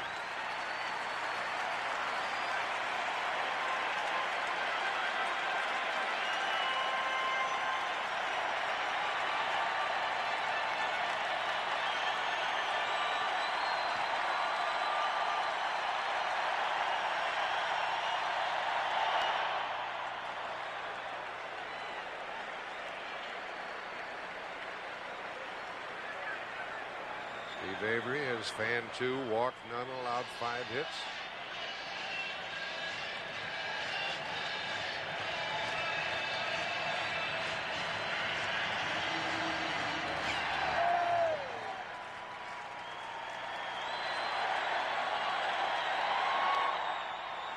Quite a battle here. This copyrighted telecast, presented by authority of Major League Baseball, may not be reproduced or retransmitted in any form without the express written consent of Major League Baseball. First walk by Steve Avery. Well, tomorrow at 12:30 Eastern, the NFL Today, Greg, Terry, Leslie, and Pat, the latest NFL news. And when are fans guilty of unsportsmanlike conduct? Leslie talks with Sammy Smith of the Dolphins. He was devastated by the crowd reaction to his fumble. And then halfway through the season, Terry Bradshaw unveils his NFL power rankings tomorrow on the NFL Today, the last word before kickoff. Terry's taking over. He's changing the rules, ranking the teams. The Atlanta Braves unveiled their power rankings. The top half of this inning with a 2-run homer by Terry Pendleton to tie it. This bullpen ball got loose down in the right field corner.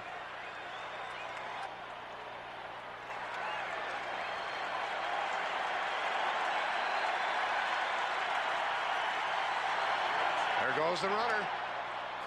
Olson's throw is too late.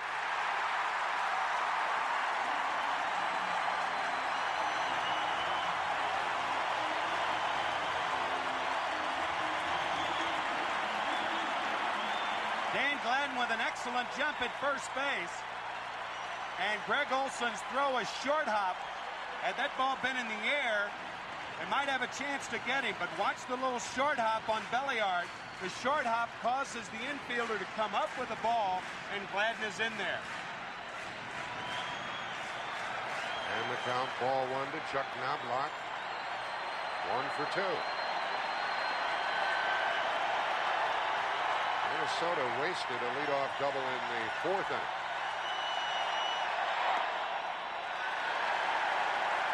Ball 2. And the reason Tom Kelly's not bunting with Knobloch, number one, it's 2 balls and no strikes, 1-0. Knobloch with good power the other way, hits a lot of balls the other way. Jim Clancy and Kent Merker now warming up for the Braves. But this is not a bunt situation.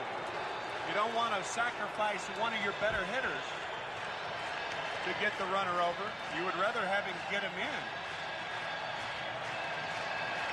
Bobby Cox, Jim Beecham, the coach to his right, and to the left, Leo Mazzoni, the pitching coach.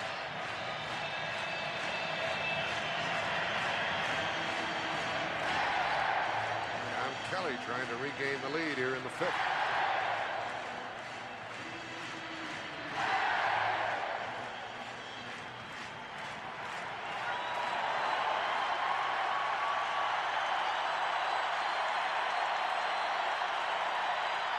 Ball 3.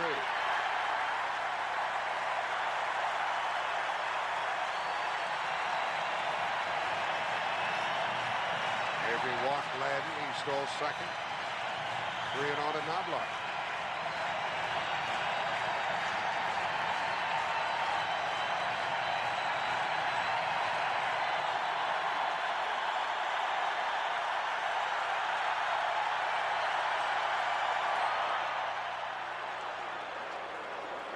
Right after Steve Avery's teammate Terry Pendleton hit the home run and tied it, Steve walked the leadoff man Gladden. He swiped second. He's working on Knobloch.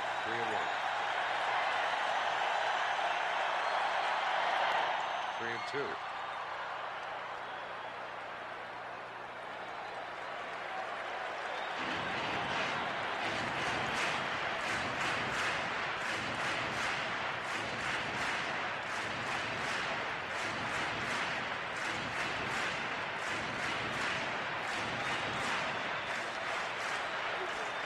Kirby Puckett waits to bat next.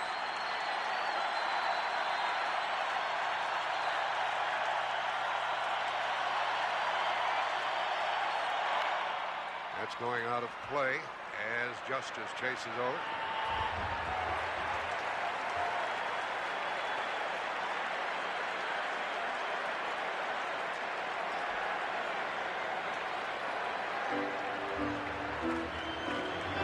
Clancy, the right-hander, Markner, the left-hander, cranking it up for the visitors.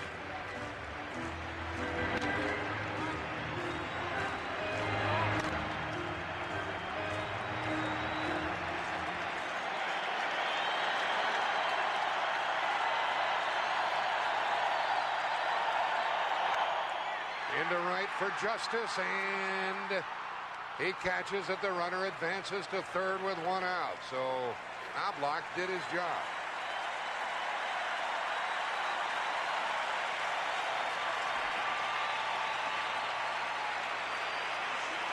Two reasons he hit the ball the other way. That looks like his natural stroke the other way, and Avery's fastball is tough to catch up to. But a good job and a good at-bat by Chuck Knobloch. Gladden to third easily. The infield comes in. Gladden at third, one out. Pendleton, Belliard, Lemke, and Sid Breen playing in tight. Puckett has tripled, driven in a run, scored a run, and struck out. That'll get him home.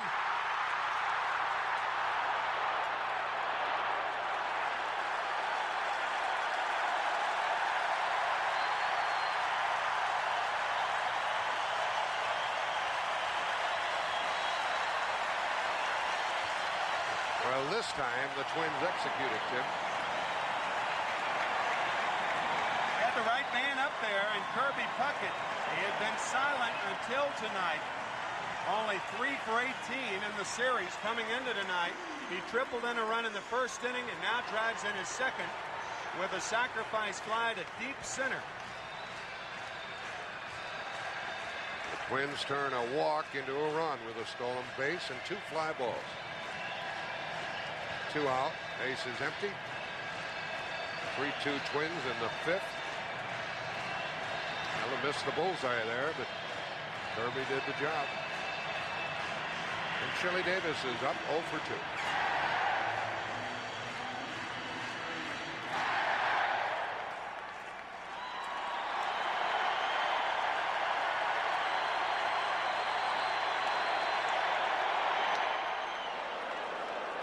This crowd makes a noise, don't they? No place for the noise to go. They cheer and they groan and they yell, and they're into every pitch as they were down in Atlanta. It's been a wonderful series.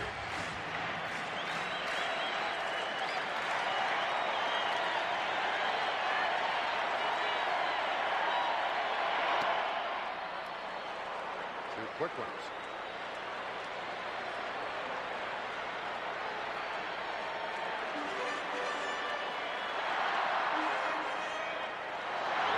Strikeout total low for him.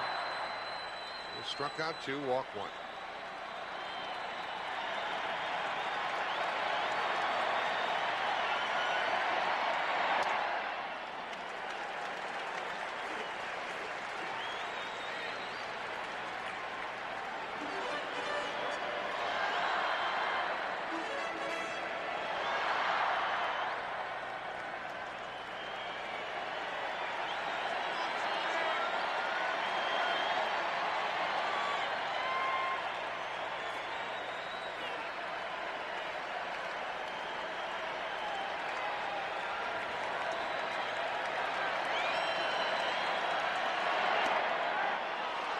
takes care of 5 innings, but the Twins have regained the lead, 3-2.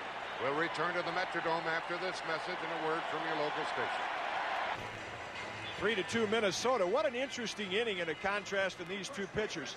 Steve Avery, that inning, came out firing about 96 miles an hour, threw a couple changeups in the mid-80s. That's Scott Erickson's fastball right now. His velocity is really down. I think this is a very critical inning for Minnesota. It's the 6th inning, and it's Sid Bream leading off for the Braves, who trail by 1. That's a very interesting point, Jim, and it might be the reason that Dan Gladden walked as the first hitter, that Avery was throwing the ball too hard and getting out of his rhythm. Ball 2 to Breen, who lined out to left in the first with 2 on and then walked and was stranded in the 4th.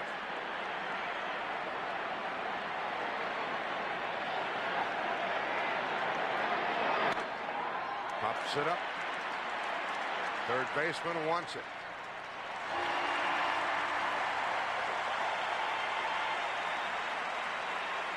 Green is 2 out of 18.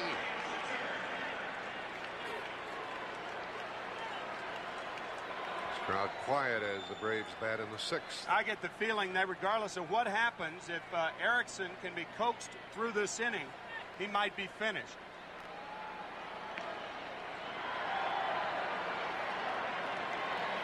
He's pitching to Hunter, who is lined out twice. Once to third, once to short.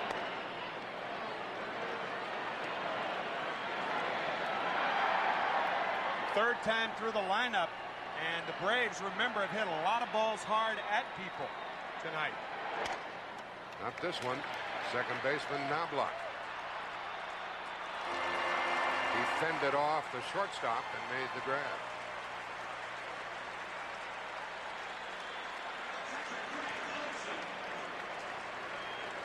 Two heads are better than one unless you're catching pop flies. In the Metrodome. So Erickson on his way to an easy inning. Guthrie, the left-hander, warming up for the Twins. Olson at the plate, and the pitch goes behind him. It's a knee-jerk reaction to look at a pitcher when the ball goes behind you. You can almost see Greg Olson smiling. He looked out at Erickson. Erickson looked at his hand.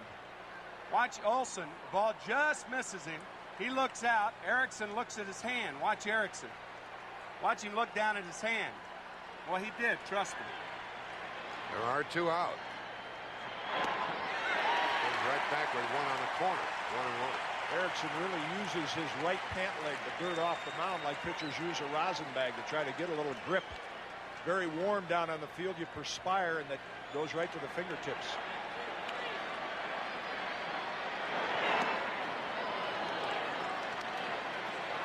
Nothing shaking for the Braves in the 6th inning. They trail by a run.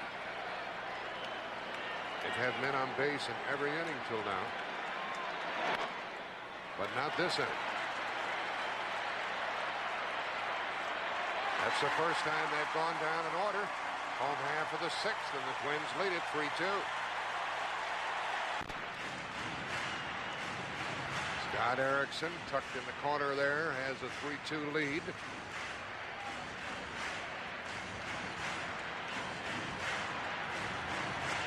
Nobody has made a move yet for Scott Erickson. That's his customary position. Everybody leaves him alone, but normally if he's taken out of the game, you'd see a manager or a pitching coach walk down there and say, nice job, as well as his teammates. And Carl Willis has been warming up in the bullpen for the Twins. Well, Shane Mack came to life tonight. Had been 0 for 15, single homer run with 2 out in the first, double in the 4th. Out of play. We're underway in the bottom of the 6th. And a 3-2 Minnesota lead.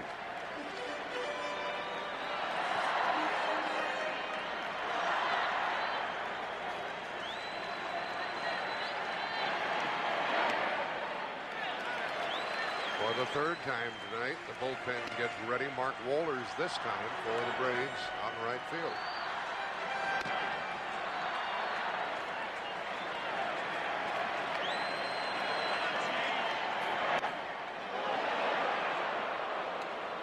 ball, 2 strikes. It's the funny thing about Scott Erickson, the only person who can talk to him between innings is Junior Ortiz, his catcher. Everybody else leaves him alone.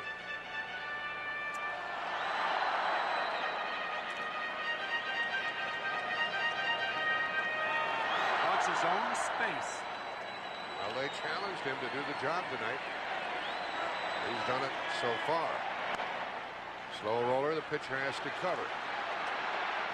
1 out here as Mack is retired for the first time. Let's show you what's transpired thus far in this game. Kirby Puckett with an RBI triple in the first. With 2 outs, Shane Mack singled him home. And in the 5th inning, a base hit by Belliard, a missed double play by the Twins, and a home run by Pendleton. Gladden walked, stole a base, and 2 fly balls sent him home, with Puckett getting another RBI.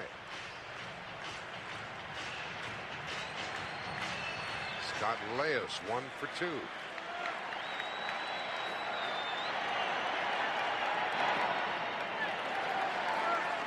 Big thing about Minnesota tonight, their outfield has contributed mightily. Kirby Puckett with a triple, a sacrifice fly, 2 RBIs, a great catch. Shane Mack 2 for 3 with an RBI. Dan Gladden a walk, stolen base, and scored the go-ahead run. Hit for Leyes. That's his second. Gant gets it back.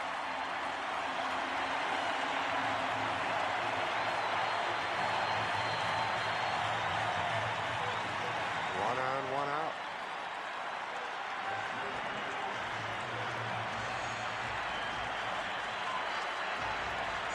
Here's another chance for Hrbek. He's 0 for 2 and 3 out of 21.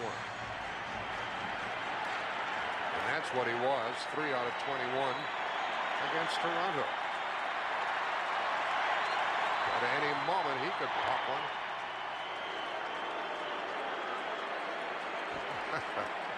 Glad nobody is here trying to learn English.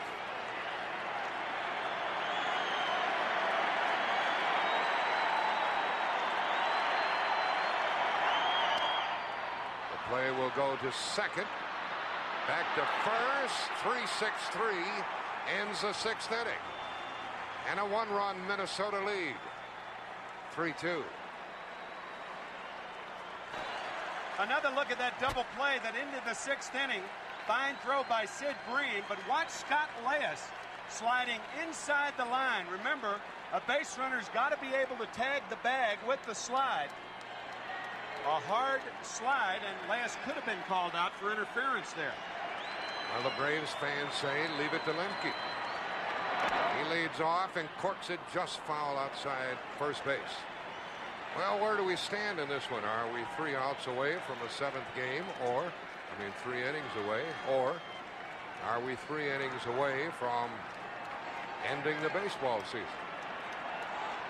Lemke 1 for 2. Strike 2. A pinch hitter, Tommy Gregg, will come up for Belliard.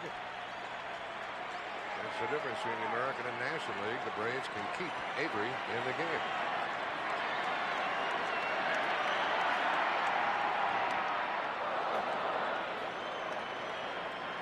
Erickson made certainly wasted one there. We said that it might be Erickson's last inning in the 6th, but he economized his pitches.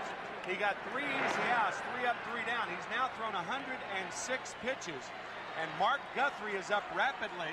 The minute Gregg got up, Guthrie got up.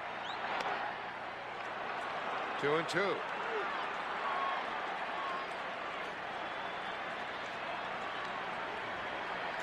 Lemke with 8 hits in this series. Trying to start a 7th inning uprising for the Braves. He gets another hit. Isn't he something? His 2nd of the night. His 9th of the series, and that's tops of both clubs, and he's 8 out of his last 12.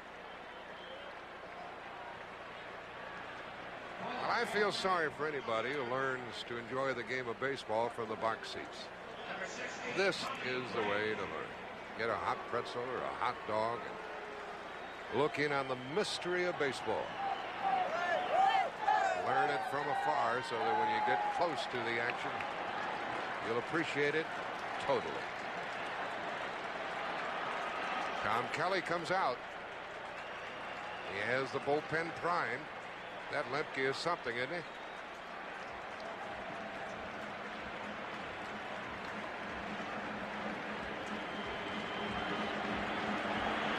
He has made his move.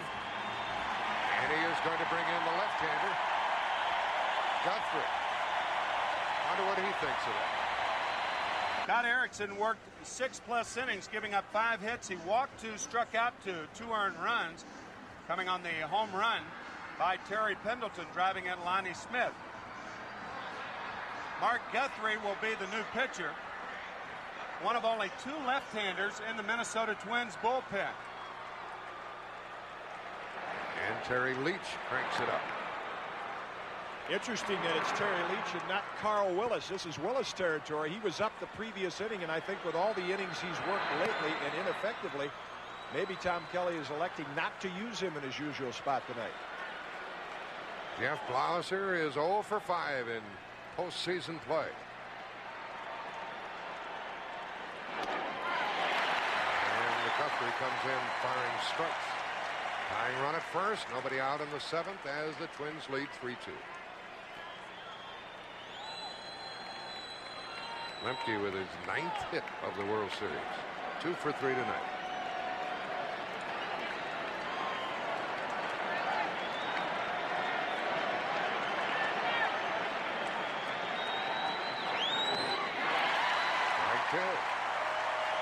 Might add that Tommy Gregg was announced, so he is out of the game. And that's what Tom Kelly wanted to do, along with having Guthrie get Blauser out. He wanted for the Atlanta Braves to waste a player in the process. So Gregg is gone, and Blauser will be the new shortstop. Blauser is backed up.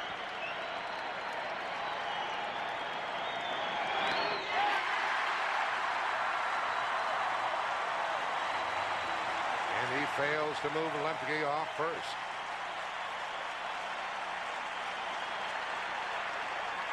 Three pitches and a strikeout. Good morning, good afternoon, and good night to Blauser. The slider that dives out of the strike zone. And Jeff, a strikeout victim. Guthrie stays in to pitch to Lonnie Smith. He's 0 for 2 with a run scored. And hit by pitch.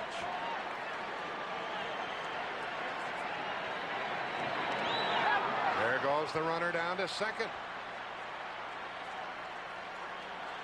Most likely a wild pitch. There's the tying run.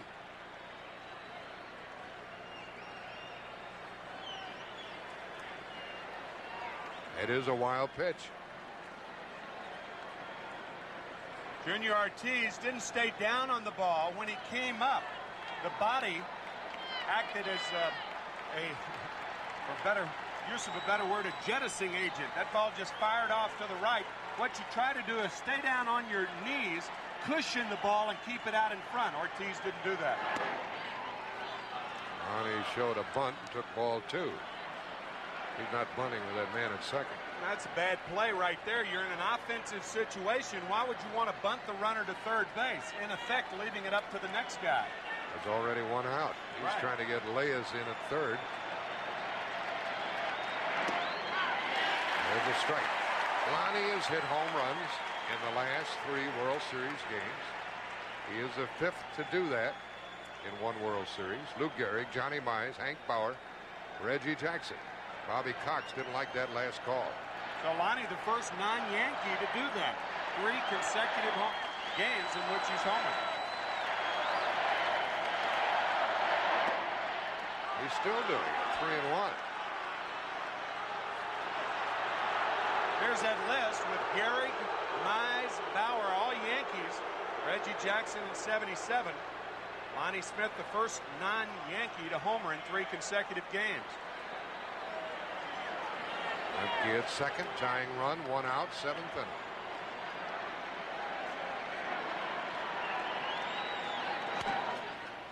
That ball's foul, 3-2.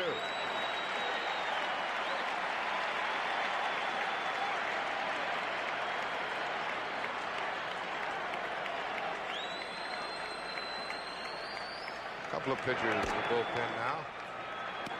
We have Willis and Leach.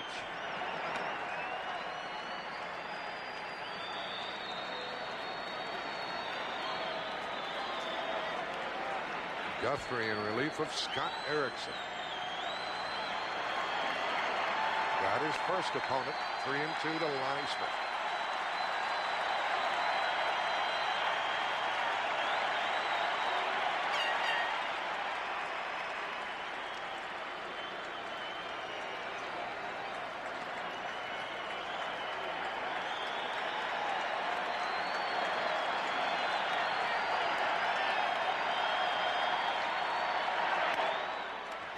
Foul ball chased by Ortiz and nothing doing. Another chance for Lonnie Smith. If he doesn't do it, it'll be up to Pendleton. The home runs by Lonnie Smith each came with the bases empty.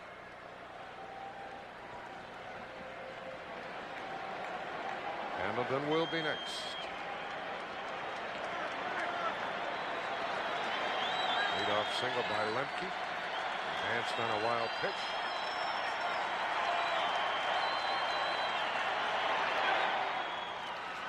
And that puts 2 men on with 1 out. That's the third walk given to Atlanta tonight. Good play by Ortiz to prevent Lemke from going to third base. He really got down and smothered that breaking ball in the dirt. That's a good play right there. Well, single and a walk in the inning. Lemke down at second. Lonnie Smith at first. 1 out. 1-run lead for the Twins in the 7th, and Pendleton, who's had 2 hits, is up. And ball, strike 1. Pendleton singled in the first.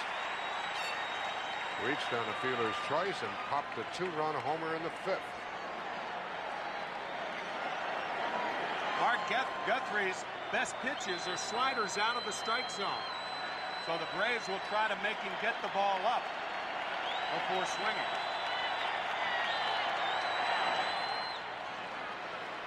He's really keeping that ball down, giving Ortiz a tough job to do behind the plate. That's right. If your best pitches are sliders out of the strike zone down, well, then there's always a chance of the wild pitch. Guthrie's thrown 1 in this inning.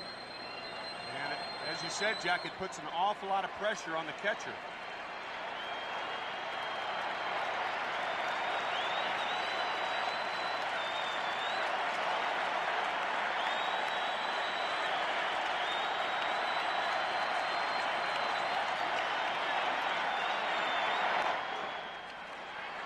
And it's up to Knobloch. Bases loaded. Guthrie couldn't get it. Herbeck decided not to try for it. And an infield hit for Pendleton, his 3rd of the night, loads the bases for the big Atlanta hitter, Ron Gant. The reason that Guthrie couldn't make the play is that Guthrie's falling toward third base. His follow-through takes him toward third. The ball off the end of the bat. Knobloch was cheating at second base for the double play, and Pendleton couldn't have drawn the ball in an area where nobody could get to it. Herbeck couldn't get to it. Guthrie's move made it so that he couldn't get to it, and Knobloch, cheating at second base, couldn't get to it. An infield hit for Terry Pendleton. And another Terry. Leach comes in, bases loaded, 1 out. It's Carl Willis into the game, and what a tough situation he inherits. Bases loaded, 1 out, as he follows Erickson and Guthrie to the mound. And Ron Gant will be the batter. They put on their rally caps in the Atlanta dugout. Bases loaded, 1 out. Lemke started all of this with a base hit. Then a wild pitch, then a walk, then an infield hit. And Gant is 0 for 3, and they play him to pull.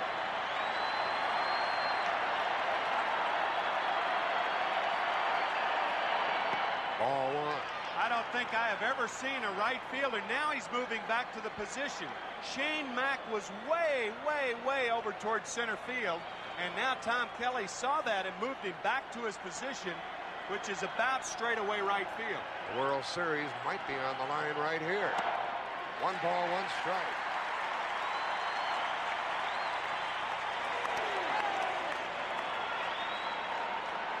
(3-2) Twins, 7th inning.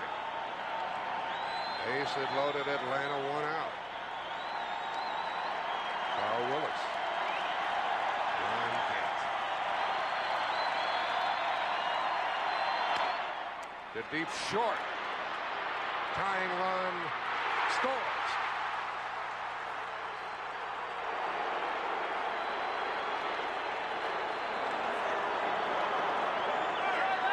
Lemke crosses the plate to make it 3-3. The run charged to Erickson. That ball was not hit hard. I didn't think that Gagne and Knobloch could turn it in time, and Gant just beats it. Gant, with a good jump out of the box, just beats the play. I didn't think the ball was hit hard enough for a double play, but a perfect relay by Gagne and a good turn and pivot by Knobloch, and Gant just beat it at first base. I bet Tom Kelly's saying what an inning this has been. A walk, a wild pitch, an infield hit by Pendleton, and a ball hit too slowly to get a double play. Justice, first and third, 2 out. He's 0 for 2 with a walk. 3-3 game.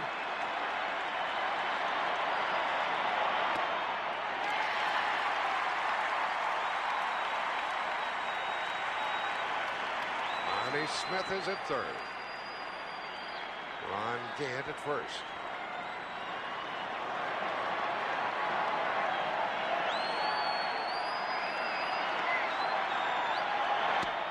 Strike 2 on Justice. If Willis can get out of this with only 1 run scoring, he will have done a job. Especially facing Gant and Justice. Slight possibility of the runners running here with a count 0-2 to Justice. See what Bobby Cox has Smith and Gant do. That's what Willis was thinking. Willis is always pawing around with their bare hand, going to his neck. Some people think he loads it up. 1-2.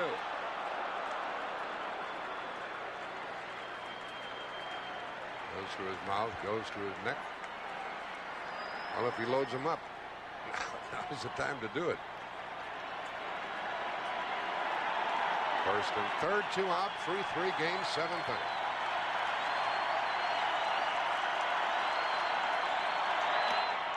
Two and two.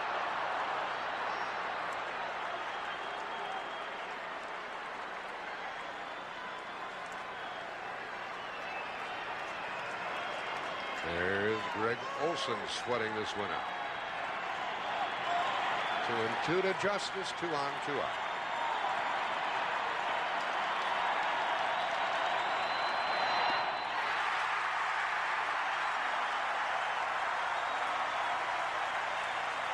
One run on 2 hits. The Braves have left 7, and we are tied. Del Masick, the bullpen coach, with his foot on the telephone. He can't hear it, so he listens for the vibration when it rings. Good thing he doesn't have an answering machine down there. We have a pinch hitter. Ryan Harper will bat for Junior Ortiz, and a new pitcher, Mike Stanton. Ball 1 in the bottom of the 7th inning. Ortiz had been 0 for 2. And Harper is the batter. He's had a good series. Out of play, 1-1. He is 6 out of 15 with 1 RBI.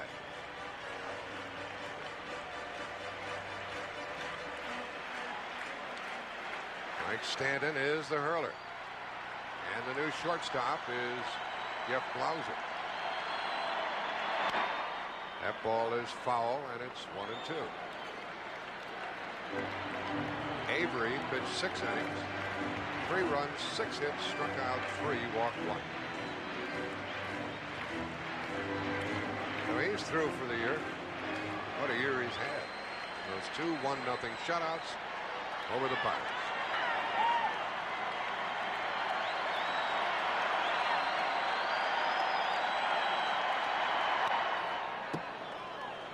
One and 2. Here's a word from Jim Cotton. Oh, we talked about the noise factor back in 1987. You get a look at some of the readings. It got up to 125 decibels. But even with all the noise this year, it's reached about 112 tonight, 117 in game 2. That's tops. Harper, a strikeout victim to start the 7th, and Standing gets off on the right foot.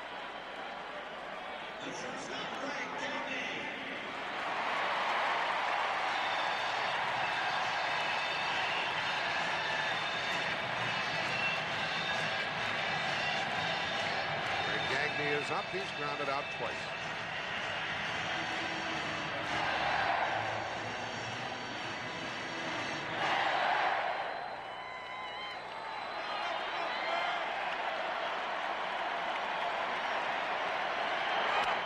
Out of play.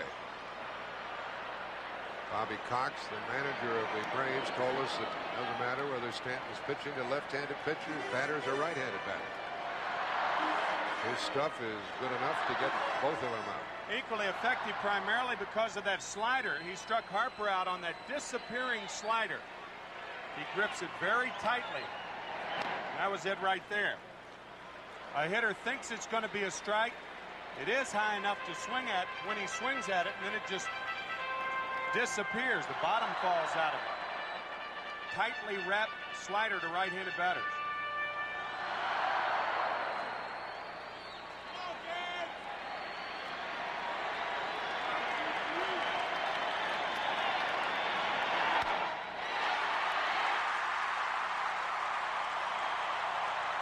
Gets it back in with 1 out as Gagne gets his first hit.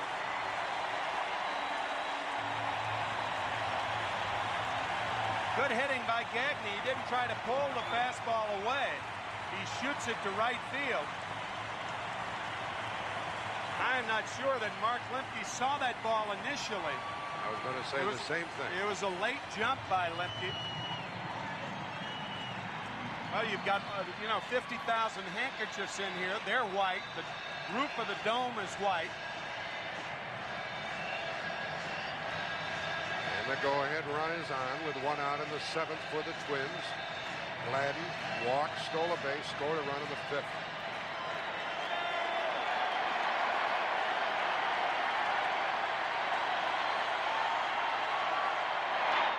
Stanton can pick him off.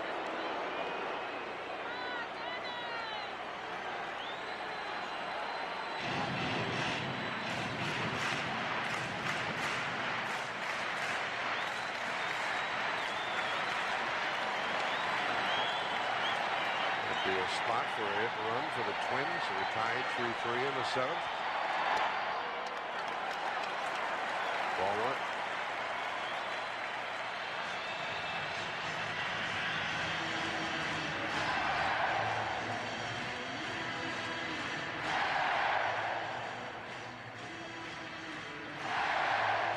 Stanton picks off a few, but he allowed 9 steals in 10 tries this year. So they either read them or they don't.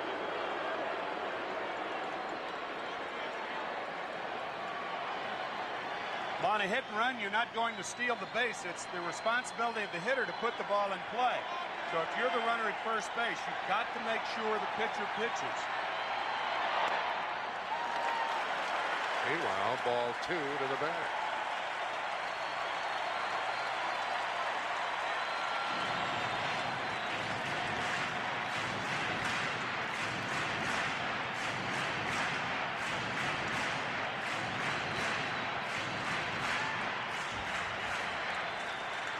One out, 2-0.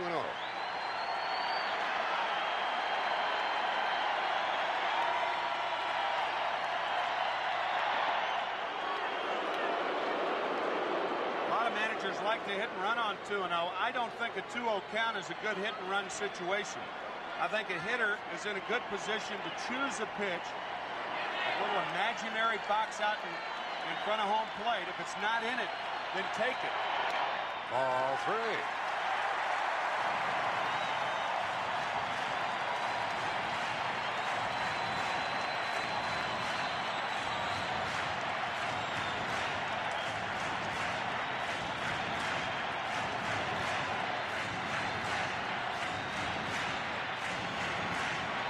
Compile that good postseason average with men on base earlier. He hasn't driven in a run in this series.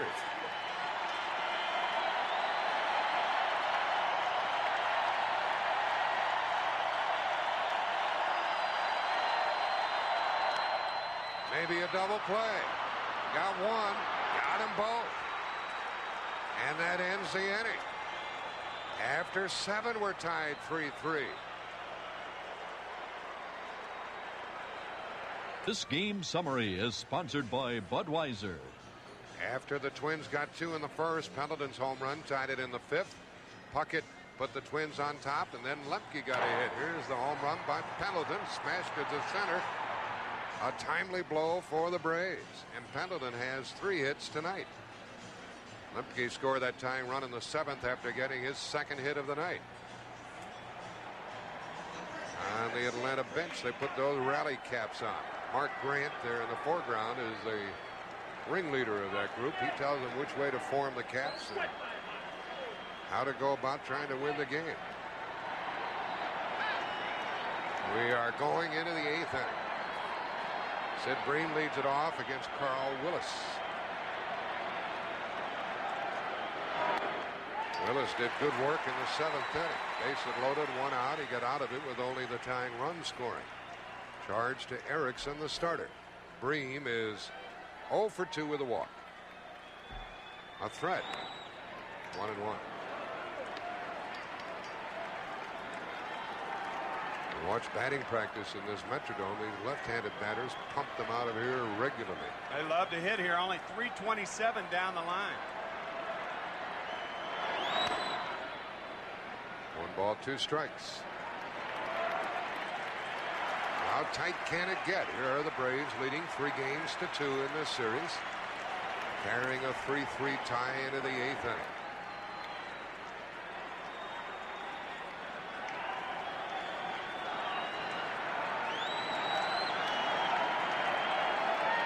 Minnesota has never lost here in the Dome, the Metrodome, in World Series play. Count goes to 2-2.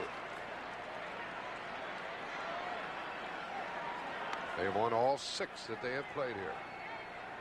4 from the Cardinals in '87. Won the first 2 games of the '91 series, and they're back home tonight. Tough to beat them here. Still 2-2. The last game that they lost at home here in Minnesota, they lost to Sandy Koufax. The 7th game of the 1965 World Series. Jim Cott, the starting pitcher in that game. That was out in Bloomington. Right now we're in downtown Minneapolis.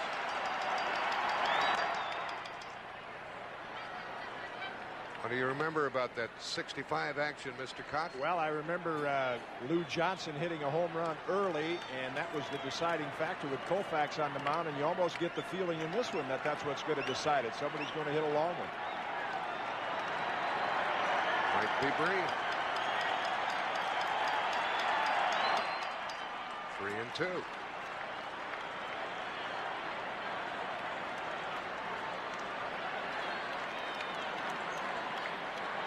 Harper doing the catching after pinch hitting. Erickson tucked in the corner.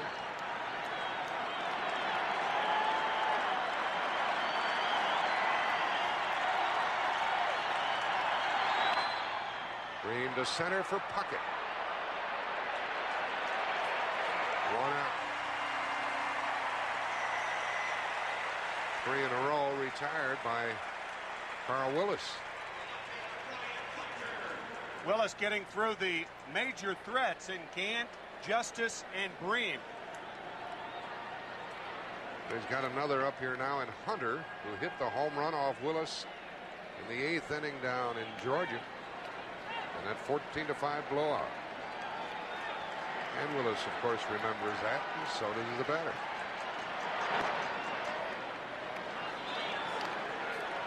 It's not that a pitcher pitches entirely outside in the late innings, but if you make a mistake away, it's a base hit. If you make a mistake inside, it's a home run. 1 ball, 1 strike. So Willis keeping the ball away. He kept the ball away from Justice. He kept the ball away from Gant. He kept the ball away from Bream, and the first 2 pitches away from Hunter.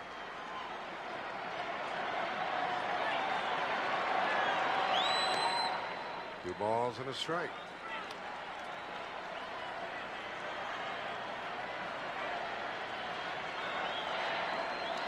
Hunter 0 for 3. Hit the ball well a couple of times.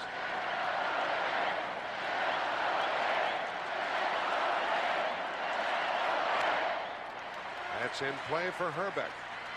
Foul ball.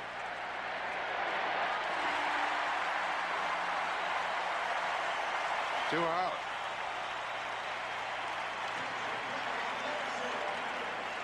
We're at the Metrodome in the Twin Cities. And we're in the top of the 8th of Game 6 of the 1991 World Series. Atlanta leading 3 games to 2, and the score is tied. And there are 2 outs in the top of the 8th, and Olson the batter. 0 for 3. Willis 4 in a row. That's a hit. As Tim McCarver said, every pitch seems to be away from these batters.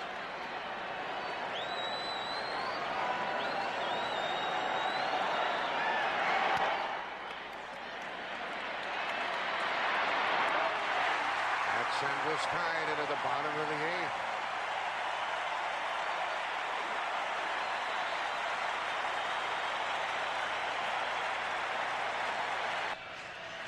Well, it doesn't get any tighter than this. 3-3 into the bottom of the 8th inning. And the ace in the bullpen, Rick Aguilera, starts to crank it up for the Twins.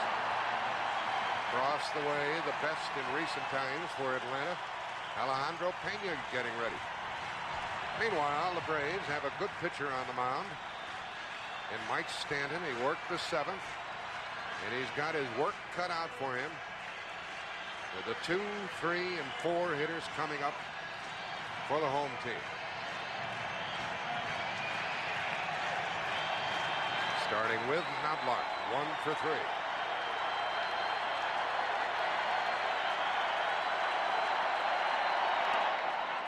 And a strike. Knobloch helped the Twins score their 3rd run in the 5th inning. They scored a run without a hit. A walk, stolen base, fly ball by this batter, and a sacrifice fly by Puckett. Atlanta tied it in the 7th, and here we are.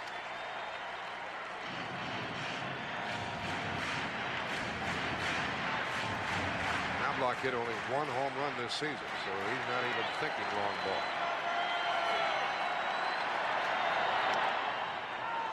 He is in the hole 1 and 2.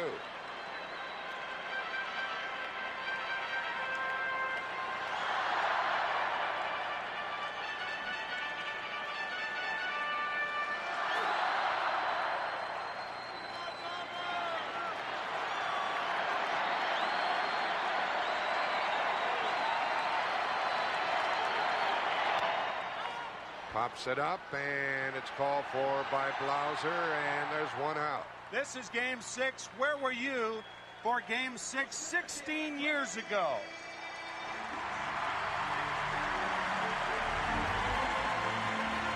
There have been numerous heroics tonight, both sides. The 1-0 delivery to Fisk. He swings, long drive, left field. If it stays there, it's gone. Home run! The Red Sox win! And the series is tied 3 games apiece. And Jim Kotz suggests that the same thing could happen here. He said it's shaping up that way. Strike 1 to Puckett. And if you're thinking the call of that home run is familiar, that was Dick Stockton doing one inning, and what an inning it was. Dick was a broadcaster for the Boston Red Sox that year, working one inning of the World Series game, and that happened. How about that? 1-1. And then Dick Stockton worked with Jim Cott during the regular season this year.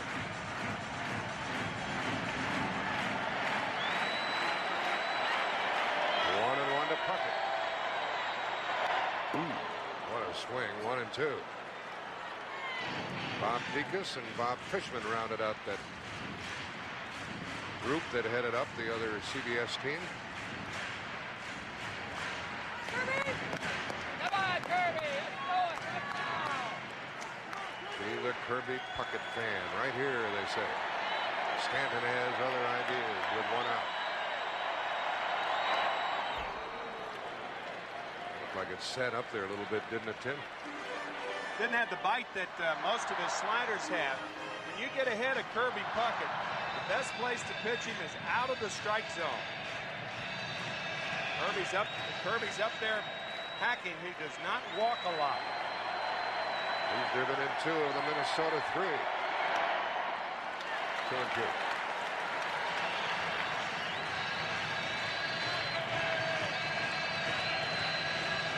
There's Steve Avery. He can't win or lose tonight. He worked 6 innings. Every pitch a trip at this stage. Base hit to right with 1 out.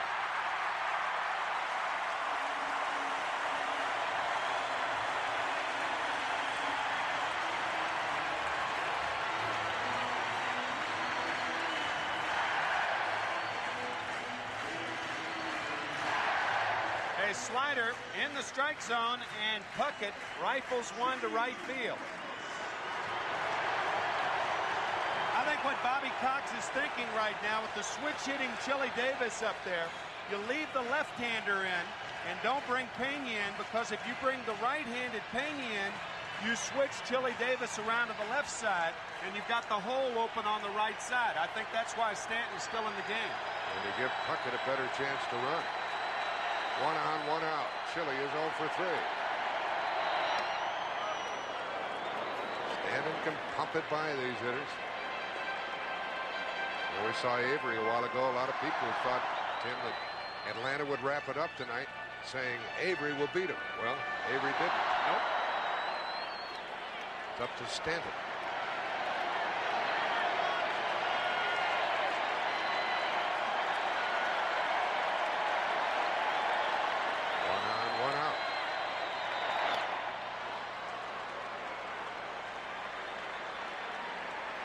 You say Chili is a breaking ball hitter.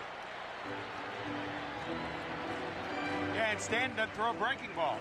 I mean, his breaking ball is his slider, but all sliders for the most part are hard. Doesn't mean Chili can't hit the fastball. It just means his strength lies with off-speed stuff.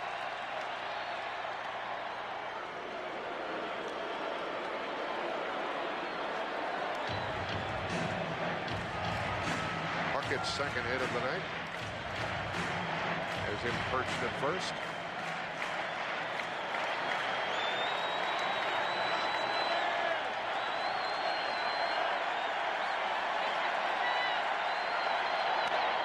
Out of play, and it's still 0-2.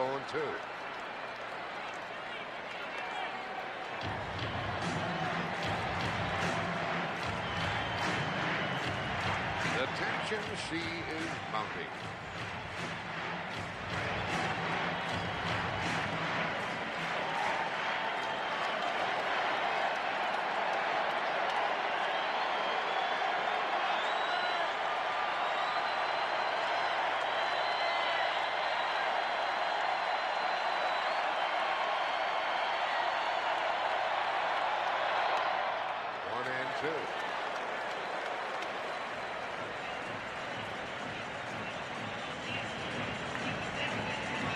Gardenhire coaching at third for the Twins. Puckett running at first with 1 out. Chili Davis in the hole, 1-2.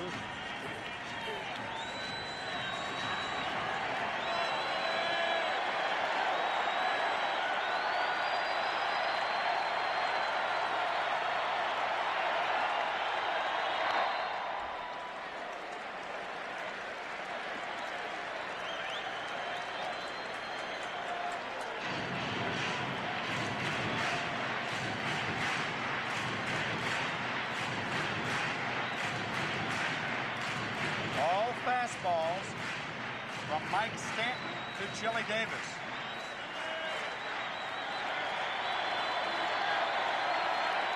Braves pulled off a double play in the 7th. Breaking ball here. 2-2.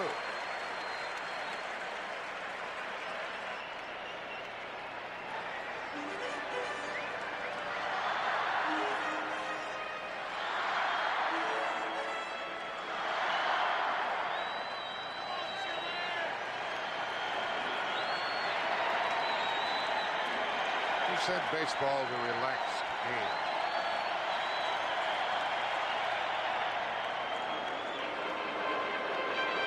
And a relaxing game.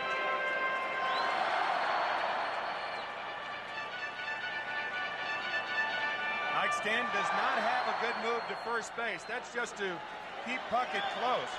I don't think Puckett will be running with Chili Davis up there unless the count goes to 3-2. Then he'll be off.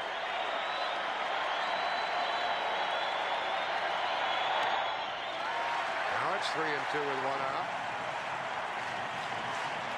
In a 3-3 game in the bottom of the 8th.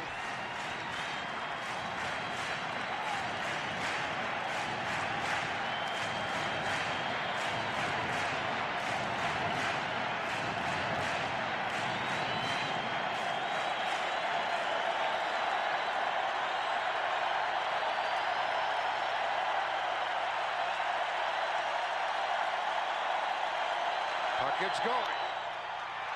Into center for Gant. 2 out. And Puckett back to first.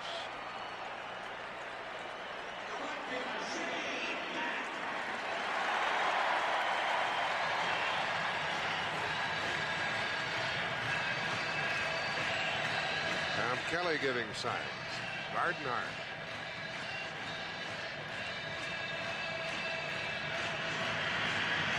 I think Puckett will run earlier in the count now. You've already cleared Davis. He was staying at first to give Davis a chance to hit and maybe move him around or go for the long ball. I think he'll run early in the count in this sequence.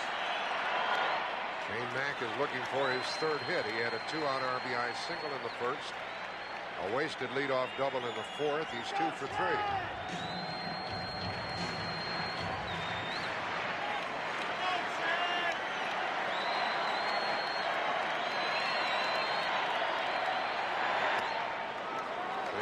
Swing evens the count.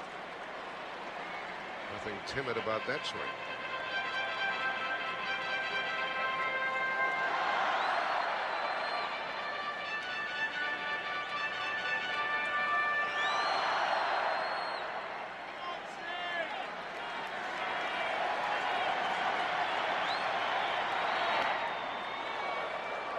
Two and one.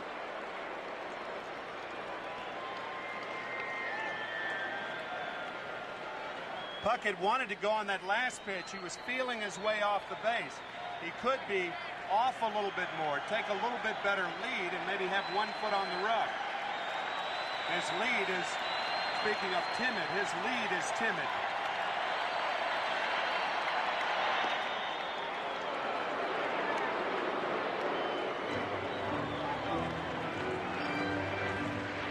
We're back on the bench, watching, hoping. Puckett stole 11 during the year, was thrown out 5 times. He's there with 2 out. There he goes. And he got it.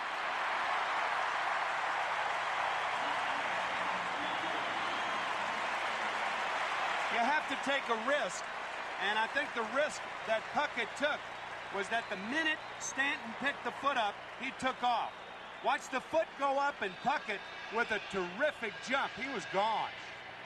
Taking a chance that Stanton wasn't going to throw to first base. The big high leg kick allows Puckett to be in at second.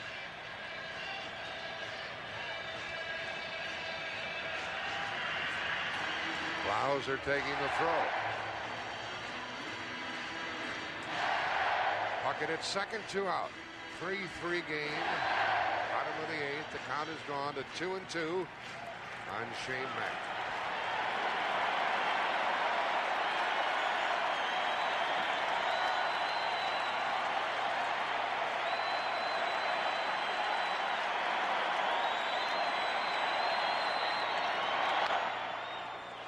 stays the same.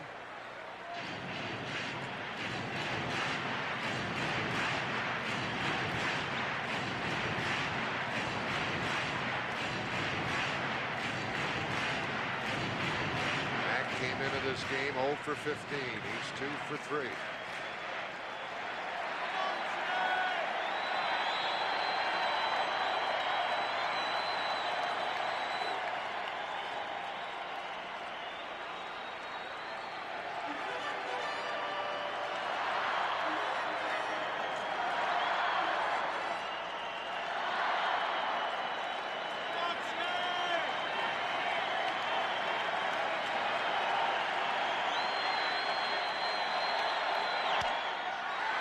Into left.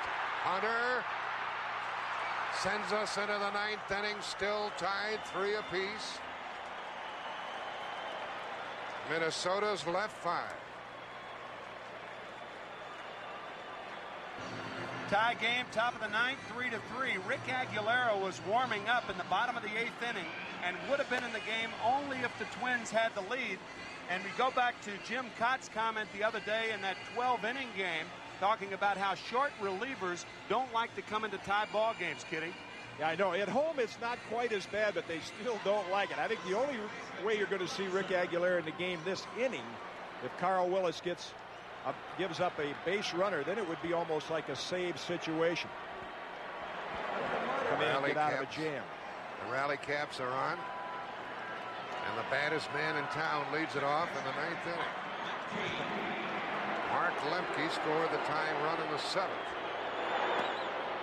He is 2 for 3. He's had 9 hits, more than anybody else in this World Series. He'll be followed by Blauser. And then Lonnie Smith.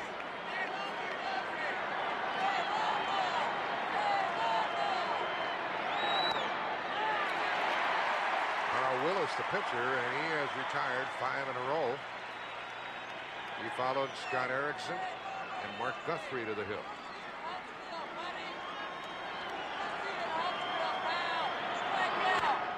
They got him this time.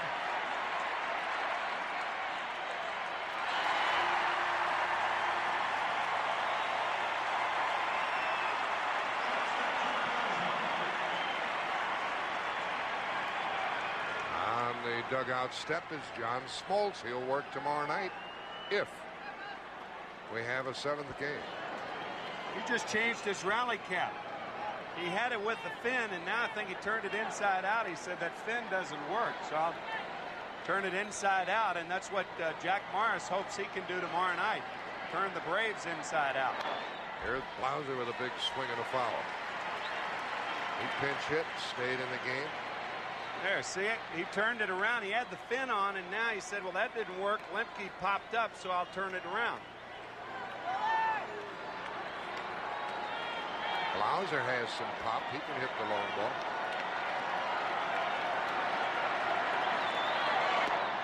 He's in the hole to 0-2. He had 11 home runs during the season.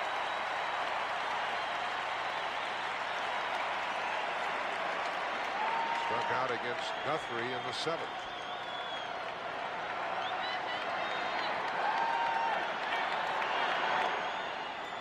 Atlanta tied the game in the 7th, and they left 2. They have stranded 7. And out hit 8-6.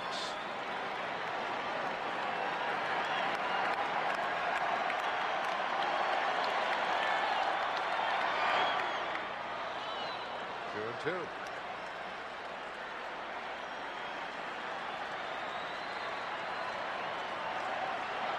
One loss, and the Twins are out of it. One win, and the Braves are the champions. And a base hit for Blauser with 1 out. Blauser gets his first hit of the night. And his first hit of the series. Matter of fact, his first hit in postseason play, as Jeff hits one hard up the middle. So he's the 1-out base runner here in the 9th inning. 1 on, 1 out for Lonnie Smith grounded out, hit by a pitch. Fielder's choice, scored, and he walked. 0 for 2. You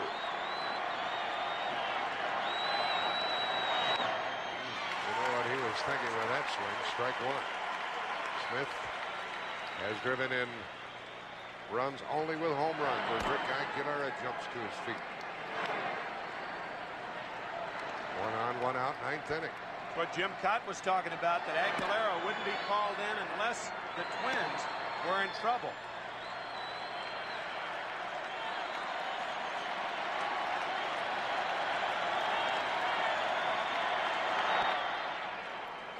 Harper came up ready to throw as Blauser bluffed a break off first. Remember Harper's problems throwing the ball. He has not thrown out a runner during this World Series. Blauser has average speed.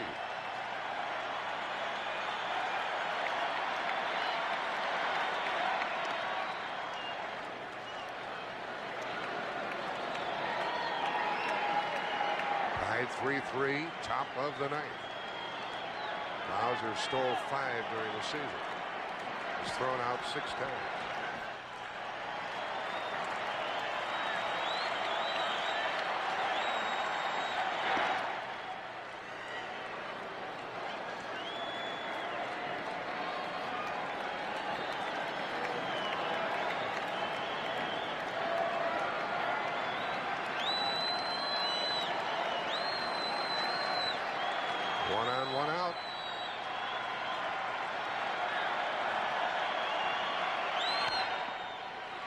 Ball deflected to Gagne. He gets one and a double play.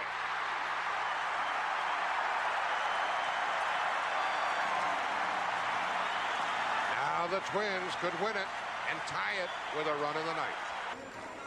Couldn't be any tighter, could it?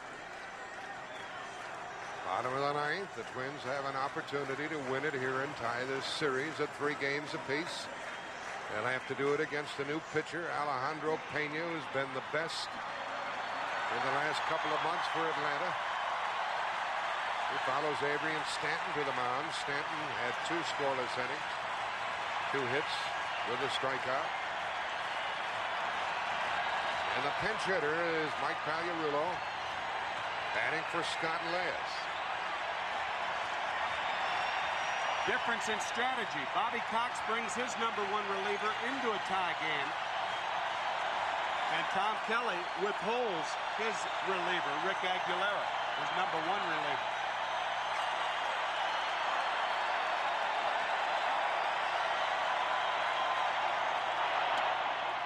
Strike one to Pagliarulo.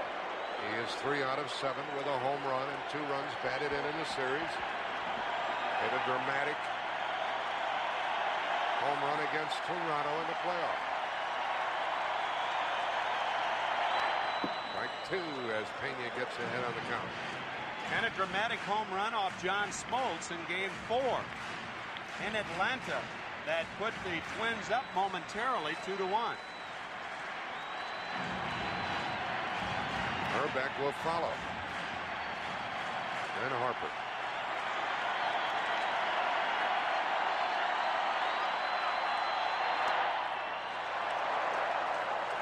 Almost took Olson's glove off. Almost dislocated his shoulder. You talk about power.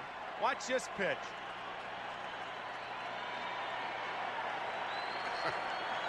That's power. Olson needed a cesta to catch that one. Pagliarulo, the leadoff hitter in the 9th.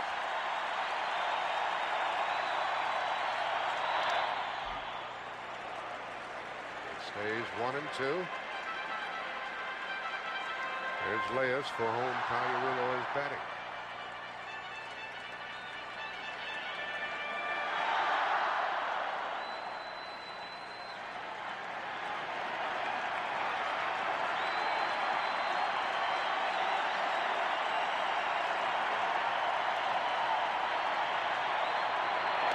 Got him to start the 9th inning.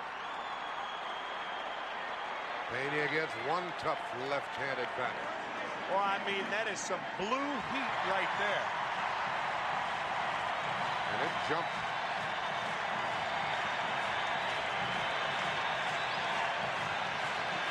Here's another threat coming up now for the Twins with one out. And Hrbek. Pena will try to stay in that same spot to Hrbek. Up. Try to pitch Hrbek inside. Like that, ball one. Hrbek 3 for 22 in the series. Had a single the only time he faced Pena. That was in game 3. He hit 20 home runs during the season. Had the home run in the series. Ball 2.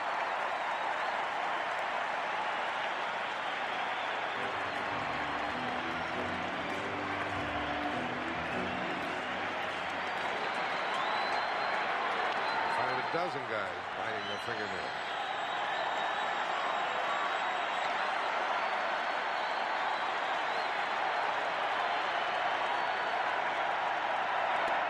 Up the corner. Hrbek snaps his head back at the umpire.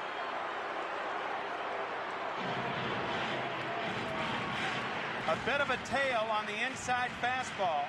That's 3 times in a row that they've tried to come inside to Hrbek, and they finally hit with one on the corner.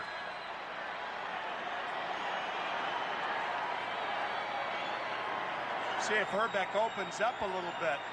When you're behind in the count, a hitter that you'd normally pitch inside, he's less jammable because he opens up a little bit more. We'll see if Hrbek does. We'll see if Pena comes back inside. Inside again. Nope, away. 2-2.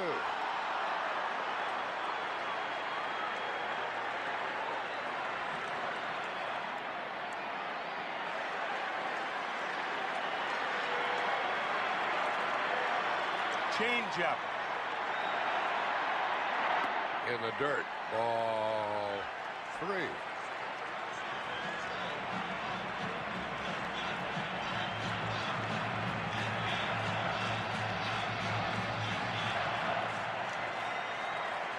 Twins have left 5. Atlanta 7. 3-3 in the 9th. 1 out, 3-2 on the batter. Got him for the 2nd out. Hrbek quarreling again with the plate umpire Ed Montague.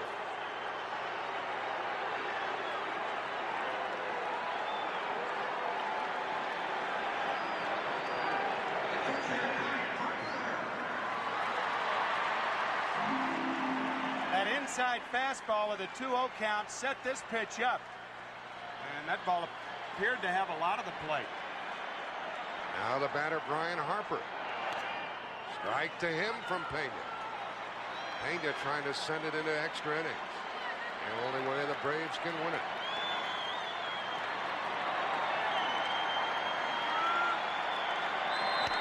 Harper to short to Blauser. He got him, and we go into the 10th inning. We're tied at 3 apiece in game 6.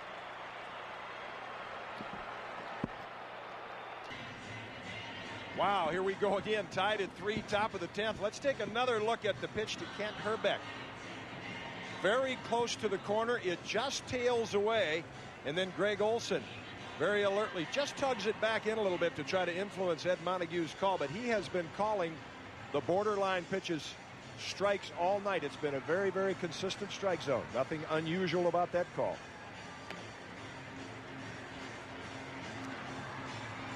There's Ed Montague, who's been working the plate. There's Kent Hrbek, who quarreled with him. And there's Pena, who pitched the perfect 9th with 2 strikeouts. And the new pitcher from Minnesota is Rick Aguilera. He lost that extra inning game, which was game 3 of the series, played in Atlanta. There's Marvin Freeman. Are you listening down there, Marvin?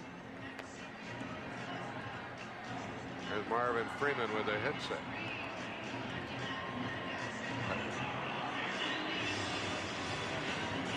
It's the first time since 1975 There have been 2 extra inning games in a World Series. Game 3 went to the Braves in 12 innings, 5-4. Think anybody's left the park, Tim? No. In game 3, in the bottom of the 12th inning, Mark Lemke drove in David Justice with the winning run.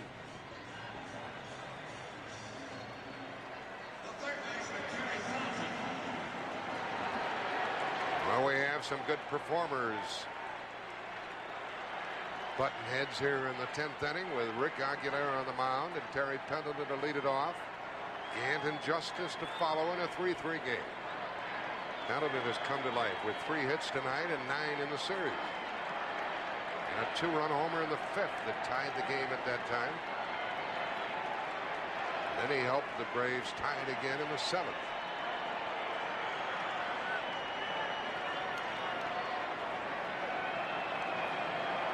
Ken Herbeck about even.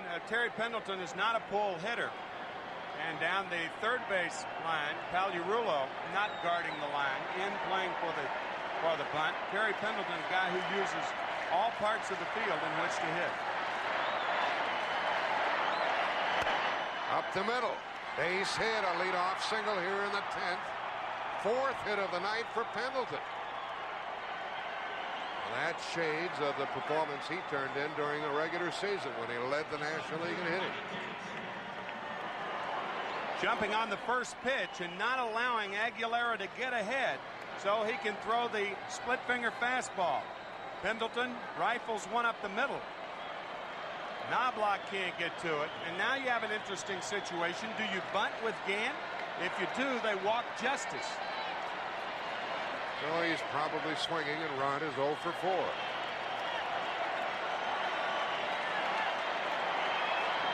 With no home runs in the series. Runner going. And a line drive, double play. Unassisted. Gagged it.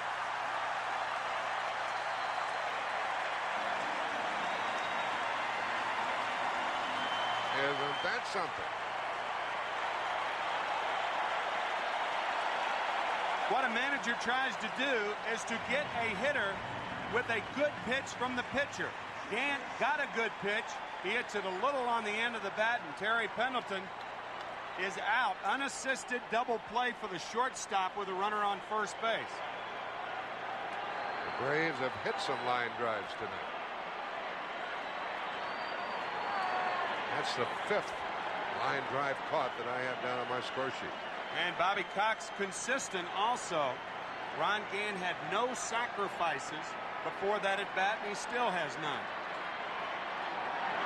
Ball 1 to Justice. Justice 0 for 3 with a walk. Now you have a different situation with a pull hitter, and you see Herbeck on the line at first base to prevent the double, especially with 2 outs.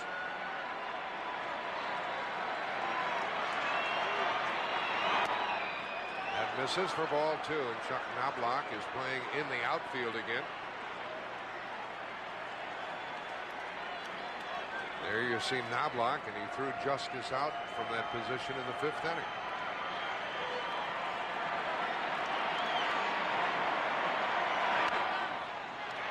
Two balls and a strike. Justice has 2 World Series home runs.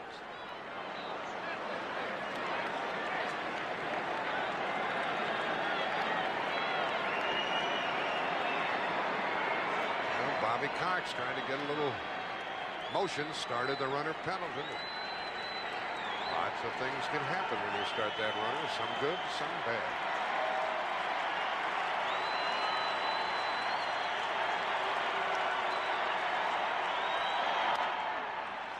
And it stays. Oh, now it's 2-2.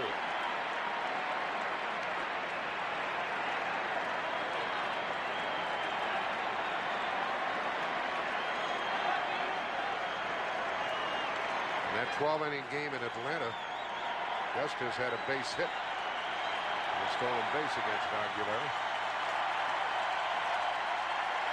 Batting with 2 out in the 10th. And they popped him up for Pagliarulo. Fair ball. Now Minnesota could win it again with 1 run.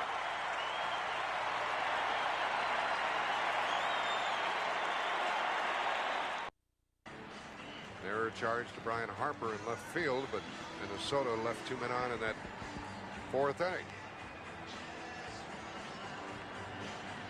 I think if there's one crack in the Atlanta defense, it could be Jeff Blauser. Jeff's still nursing that sore right elbow. He was hit on the elbow by a fungo bat swung by Pat Corrales in the League Championship Series. Well, tomorrow is the NFL on CBS. It starts at 12:30 Eastern Time, and the early games feature the Bears at undefeated New Orleans, 49ers at Philadelphia, Rams at Atlanta, Green Bay at Tampa Bay. And the 4 o'clock Eastern Time games are Dallas versus Detroit at Minnesota, Phoenix. And it all starts with the NFL today. That's at 12:30 Eastern. Then the big question, will we have baseball tomorrow night? Who knows, who knows, who knows? Second inning of work for Alejandro Pena. He'll face Greg Gagne, 1 for 3. Twins have left 5 and hit into 2 double plays. And it just wrapped into their second double play in the last 2 innings.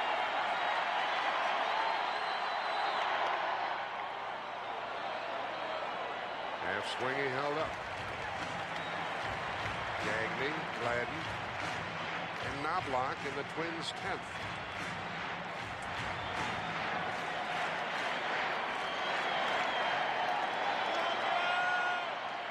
Pena retired the side in order in the 9th, striking out 2.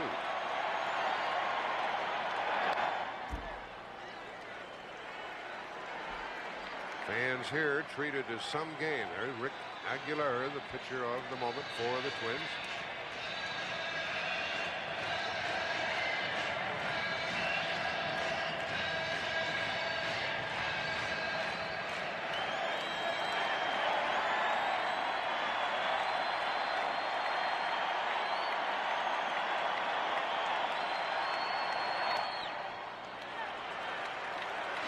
Leading off is ahead on the count.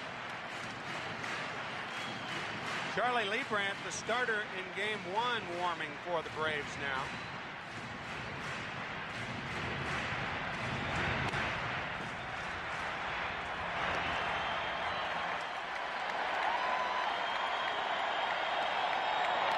Two and two. Pena can throw hard enough to get it past these hitters with that fastball.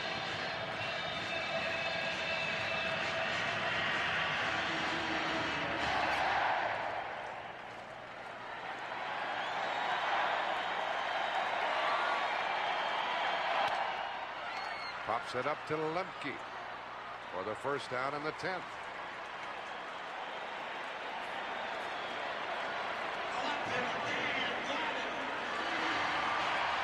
At the Metrodome, 55,000 plus taking in Game 6.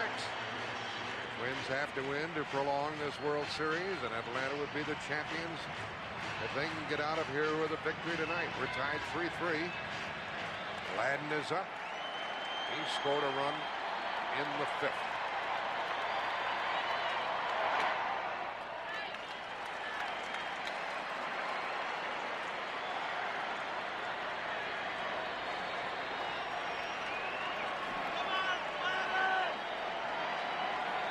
Pena with the Dodgers, then the Mets.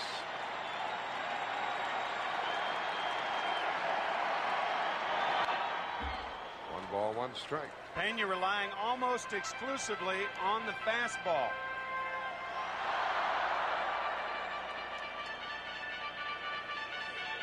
Fastball got him there. He figures if they're going to beat me, they're going to have to catch up with that pitch. So far, they haven't.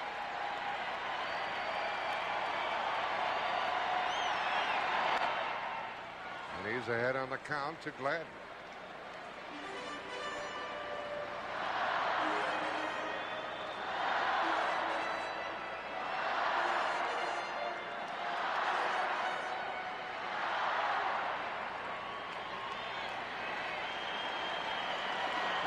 Gladden can run. The Twins would like to get him on with one out here in the 10th.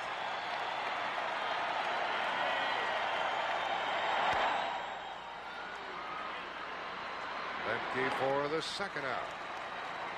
5 in a row by Pena. It's a real dilemma for both managers, especially Tom Kelly. How long do you stay with your closers when there's nothing to close? Both Pena and Aguilera locked in a tie ball game. I think Tom Kelly would be inclined to stay with Aguilera more than Cox would be to stay with Pena, because there's always tomorrow for the Braves. Exactly, but none if the Twins lose, of course. Knobloch is 1 for 4. A first inning single, and he scored a run.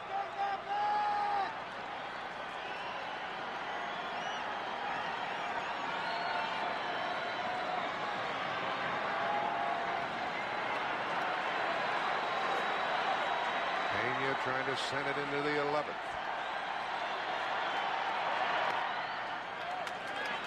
That's the one thing as far as managing is concerned in the National League. With no designated hitter, the pitcher slot would always be pinch hit for, so the problem is solved for you in the National League, not over here.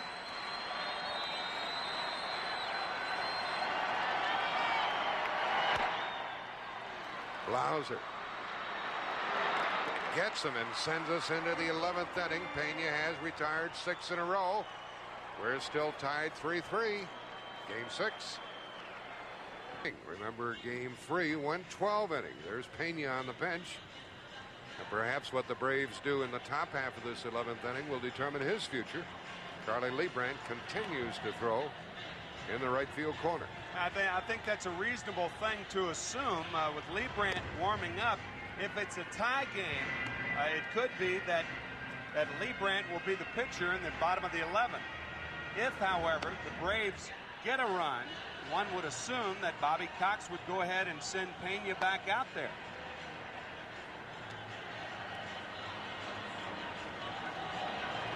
So these two managers into their mental gymnastics. And we go into the 11th inning with Aguilera on the mound. Reeve Hunter and Olson coming up. Lemke will bat if anybody gets on base in this 11th for the Braves. I think even if the Atlanta Braves don't win, what they want to do is tire Aguilera out. So Todd Kelly maybe couldn't use him tomorrow night. He has gone 3 innings this year 3 times. This is his 2nd inning of tonight. He caught a break in the 10th when Pendleton singled, but Gant lined into a double play. Bream is up.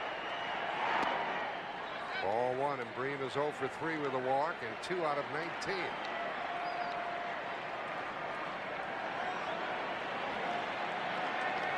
He hit 11 home runs this season. Drills it into the corner. He doesn't run very well. And the right fielder's got a chance and drives him back to first.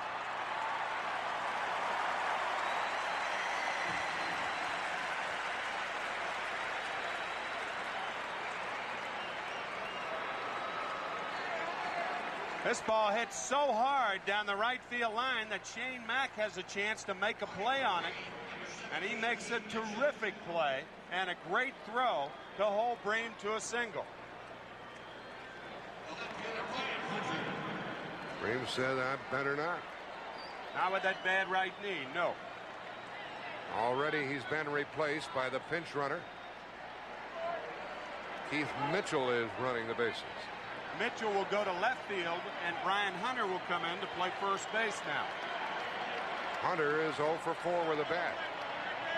No sacrifice bunts this year. Runner going, and they got it.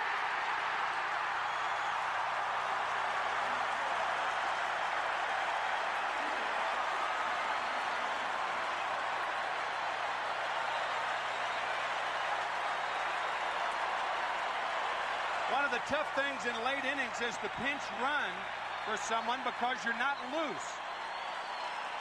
Brian Harper catches Mitchell. That's the first caught stealing of the series for Harper, and it was a big one. I should say. Well, here's Atlanta. They had a runner on with 1 out in the 9th and didn't run. And Lonnie Smith hit into a double play. They had the leadoff man on in the 10th, and they ran him and lined into a double play. They get the leadoff man on here in the 11th. Out stealing. And 1-1 to Hunter. Yeah, they've got to get the formula right. The quick tag applied by Knobloch. Mitchell clearly out, and Brian Harper clearly elated. All right. Apparently that first pitch was a strike to Hunter. Now he's 0-2. That was a big play.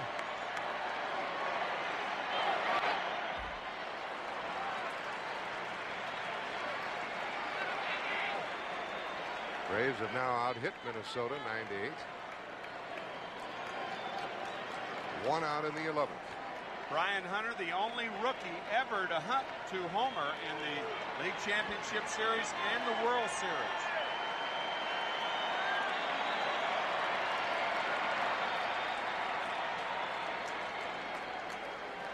What a timely throw by Brian Harper. There's Sid Bream, who got the base hit and was lifted for the pinch runner.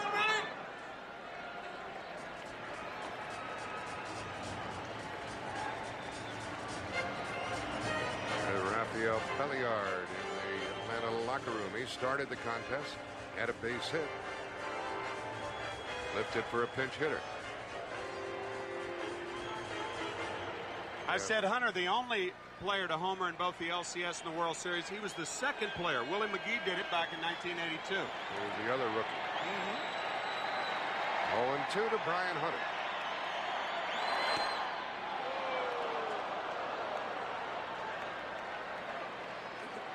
Not to overlook the work by Carl Willis. 2 2/3 innings. No runs and 1 hit. Came in with a bases loaded in the 7th. 1 out. Braves got only 1 run.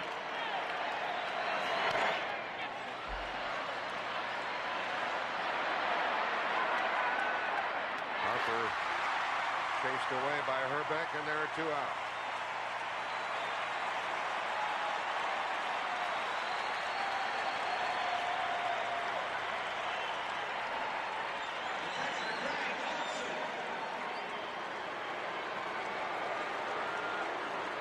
Bobby Cox made a few moves here this evening, but they backfired. Started a runner, lined into a double play. Tried to steal a base, couldn't do it. Olson is up. He's 0 for 4.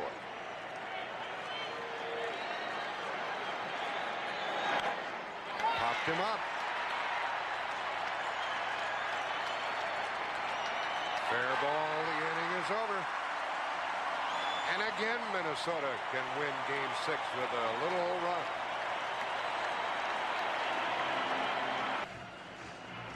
At the Metrodome, Game 6 of the World Series in Minneapolis. Wow, 3-3 tie. Go to the bottom of the 11th. I need a little pine tar and rosin on my hands to hold on to the microphone. I don't think I've been through so many games in the World Series that have been this nerve-wracking, and we don't have anything at stake in it. We're just watching. Yeah, but if an announcer goes to his mouth down there, it's an announcer's balk, right? Yeah. Here's the new pitcher for Atlanta, Charlie Lee Brandt. This is his 2nd year with the Braves, and this is his first relief appearance. He takes over in the bottom of the 11th after Pena had 2 perfect innings with 2 strikeouts.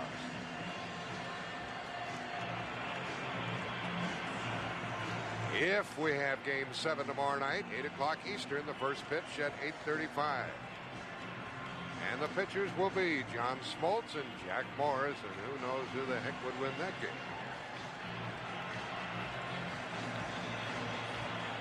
Keith Mitchell was a pinch runner. Out stealing, takes over in left field where Hunter had been. Hunter comes in to play first base where Sid Bream had been playing. Lee Brandt follows Avery, Stanton, and Pena to the mound. One of the big guys for the Twins leads it off in the 11th. Kirby Puckett. He's had a single, a triple, stolen base, runs batted in, runs scored. He'll be followed by Davis and then Mack.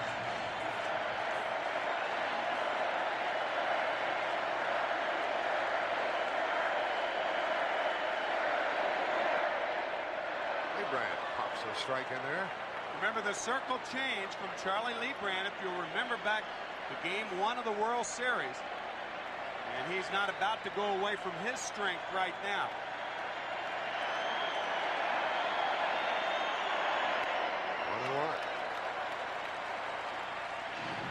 There's Scott Erickson, who started this one. He pitched 6 and allowed all 3 Atlanta runs. So again, the bullpen of the Twins has reverted to form. They're stingy.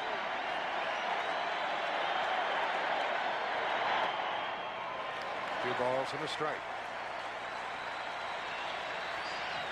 Remember, we talked about the circle change, and that's how Charlie Lebrand grips it. Index finger and the thumb touch, and they choke the ball. The hitter swings at the arm motion.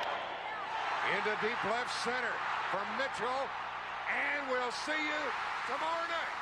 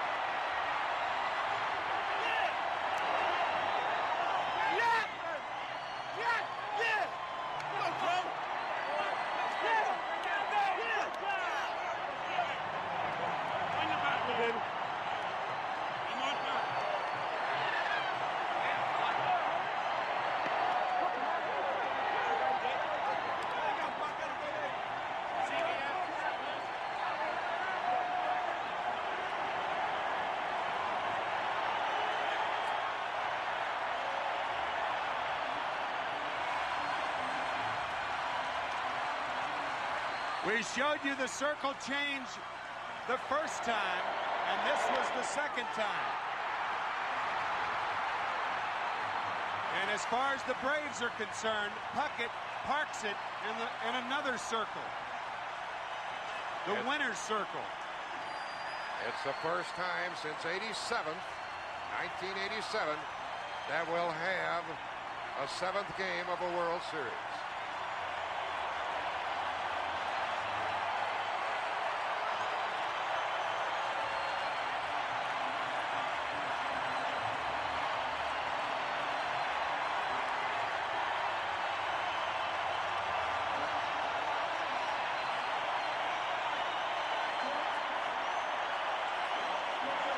Force Game 7. You want to hear from Kirby Puckett?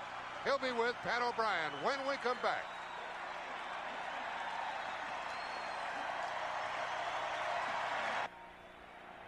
What's going on in your hometown tonight? Here in the Twin Cities, the Minnesota Twins have forced a Game 7, and folks, 1 or 2 people may have left, but not many. This place is rocking. Kirby Puckett hits a home run to force a 7th game, and the Homer Hankies are still out.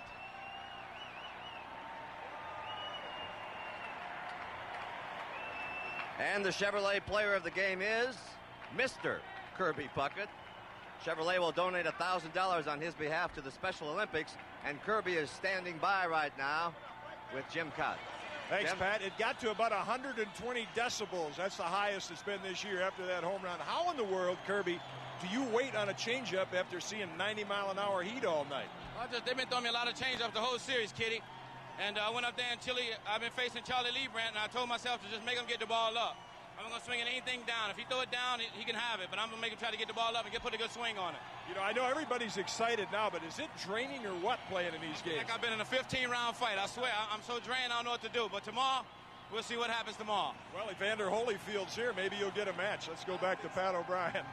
Thank you. Congratulations to him. And before the game, Mr. Puckett said to somebody on our staff, you can count on me getting it done tonight. And in fact, he did. We're going to a 7th game. For now, we'll be back here at the Metrodome The hearts are pounding, folks. After a message and a word from your local station. Stay with us. I haven't seen all of the moments, folks, but I have to believe that this is one of the biggest baseball moments in Kirby Puckett's life. He comes across after hitting a home run, puts his Minnesota Twins and his city, the Twin Cities, back into the World Series, into a Game 7. And Tommy Lasorda is up here catching our breaths together. And Tommy, what about that shot? One of the most exciting games you'll ever want to see. Puckett was outstanding. 3 for 4. 3 RBIs, a sacrifice fly. Tremendous effort. Liebrandt making his first relief appearance in 2 years. Unbelievable. What a great game. Tomorrow is going to be the ball of wax. We're going to see it tomorrow. Morris versus Smoltz. And I'll tell you one thing. You got to go with the guy with the experience. John Morris has done it before. And I'll tell you one thing, he's going to be tough. If he can get that split finger over, he will be real tough. On the other hand, Smoltz has been the hottest second-half pitcher in all of baseball. I think you're going to see an outstanding game again tomorrow. Jack Morris, the wily veteran, said to us, we'll see you for a 7th game. You're a little excited about this, huh, Tommy? I thought it was a great game. I'll tell you one thing. I said that there was going to go 7 ball games from the beginning. All right, Tommy, you did say that. All right, Tommy, we'll see you tomorrow, Game 7. That does it for this Game 6. Wow. For all of us here at CBS Sports, I'm Pat O'Brien. Good night from the Twin Cities. Once again, our final score in 11 innings, the Minnesota Twins 4, the Atlanta Braves 3. And so it's come down to Game 7 tomorrow night. And join us again. And I'm sure if you can, you will. At 8 o'clock Eastern Time, it'll be John Smoltz for the Braves and Jack Morris for the Twins.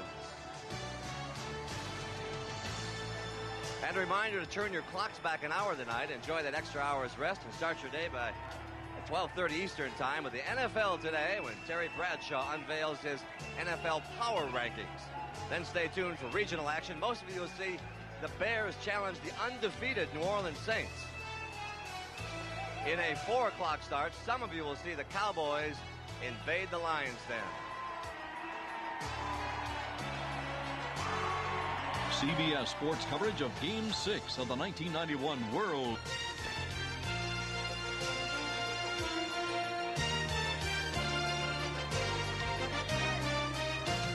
You've been watching the World Series on CBS Sports, the home of baseball's biggest games. And the Minnesota Twins look to turn back the clock all the way to 1987. See you tomorrow.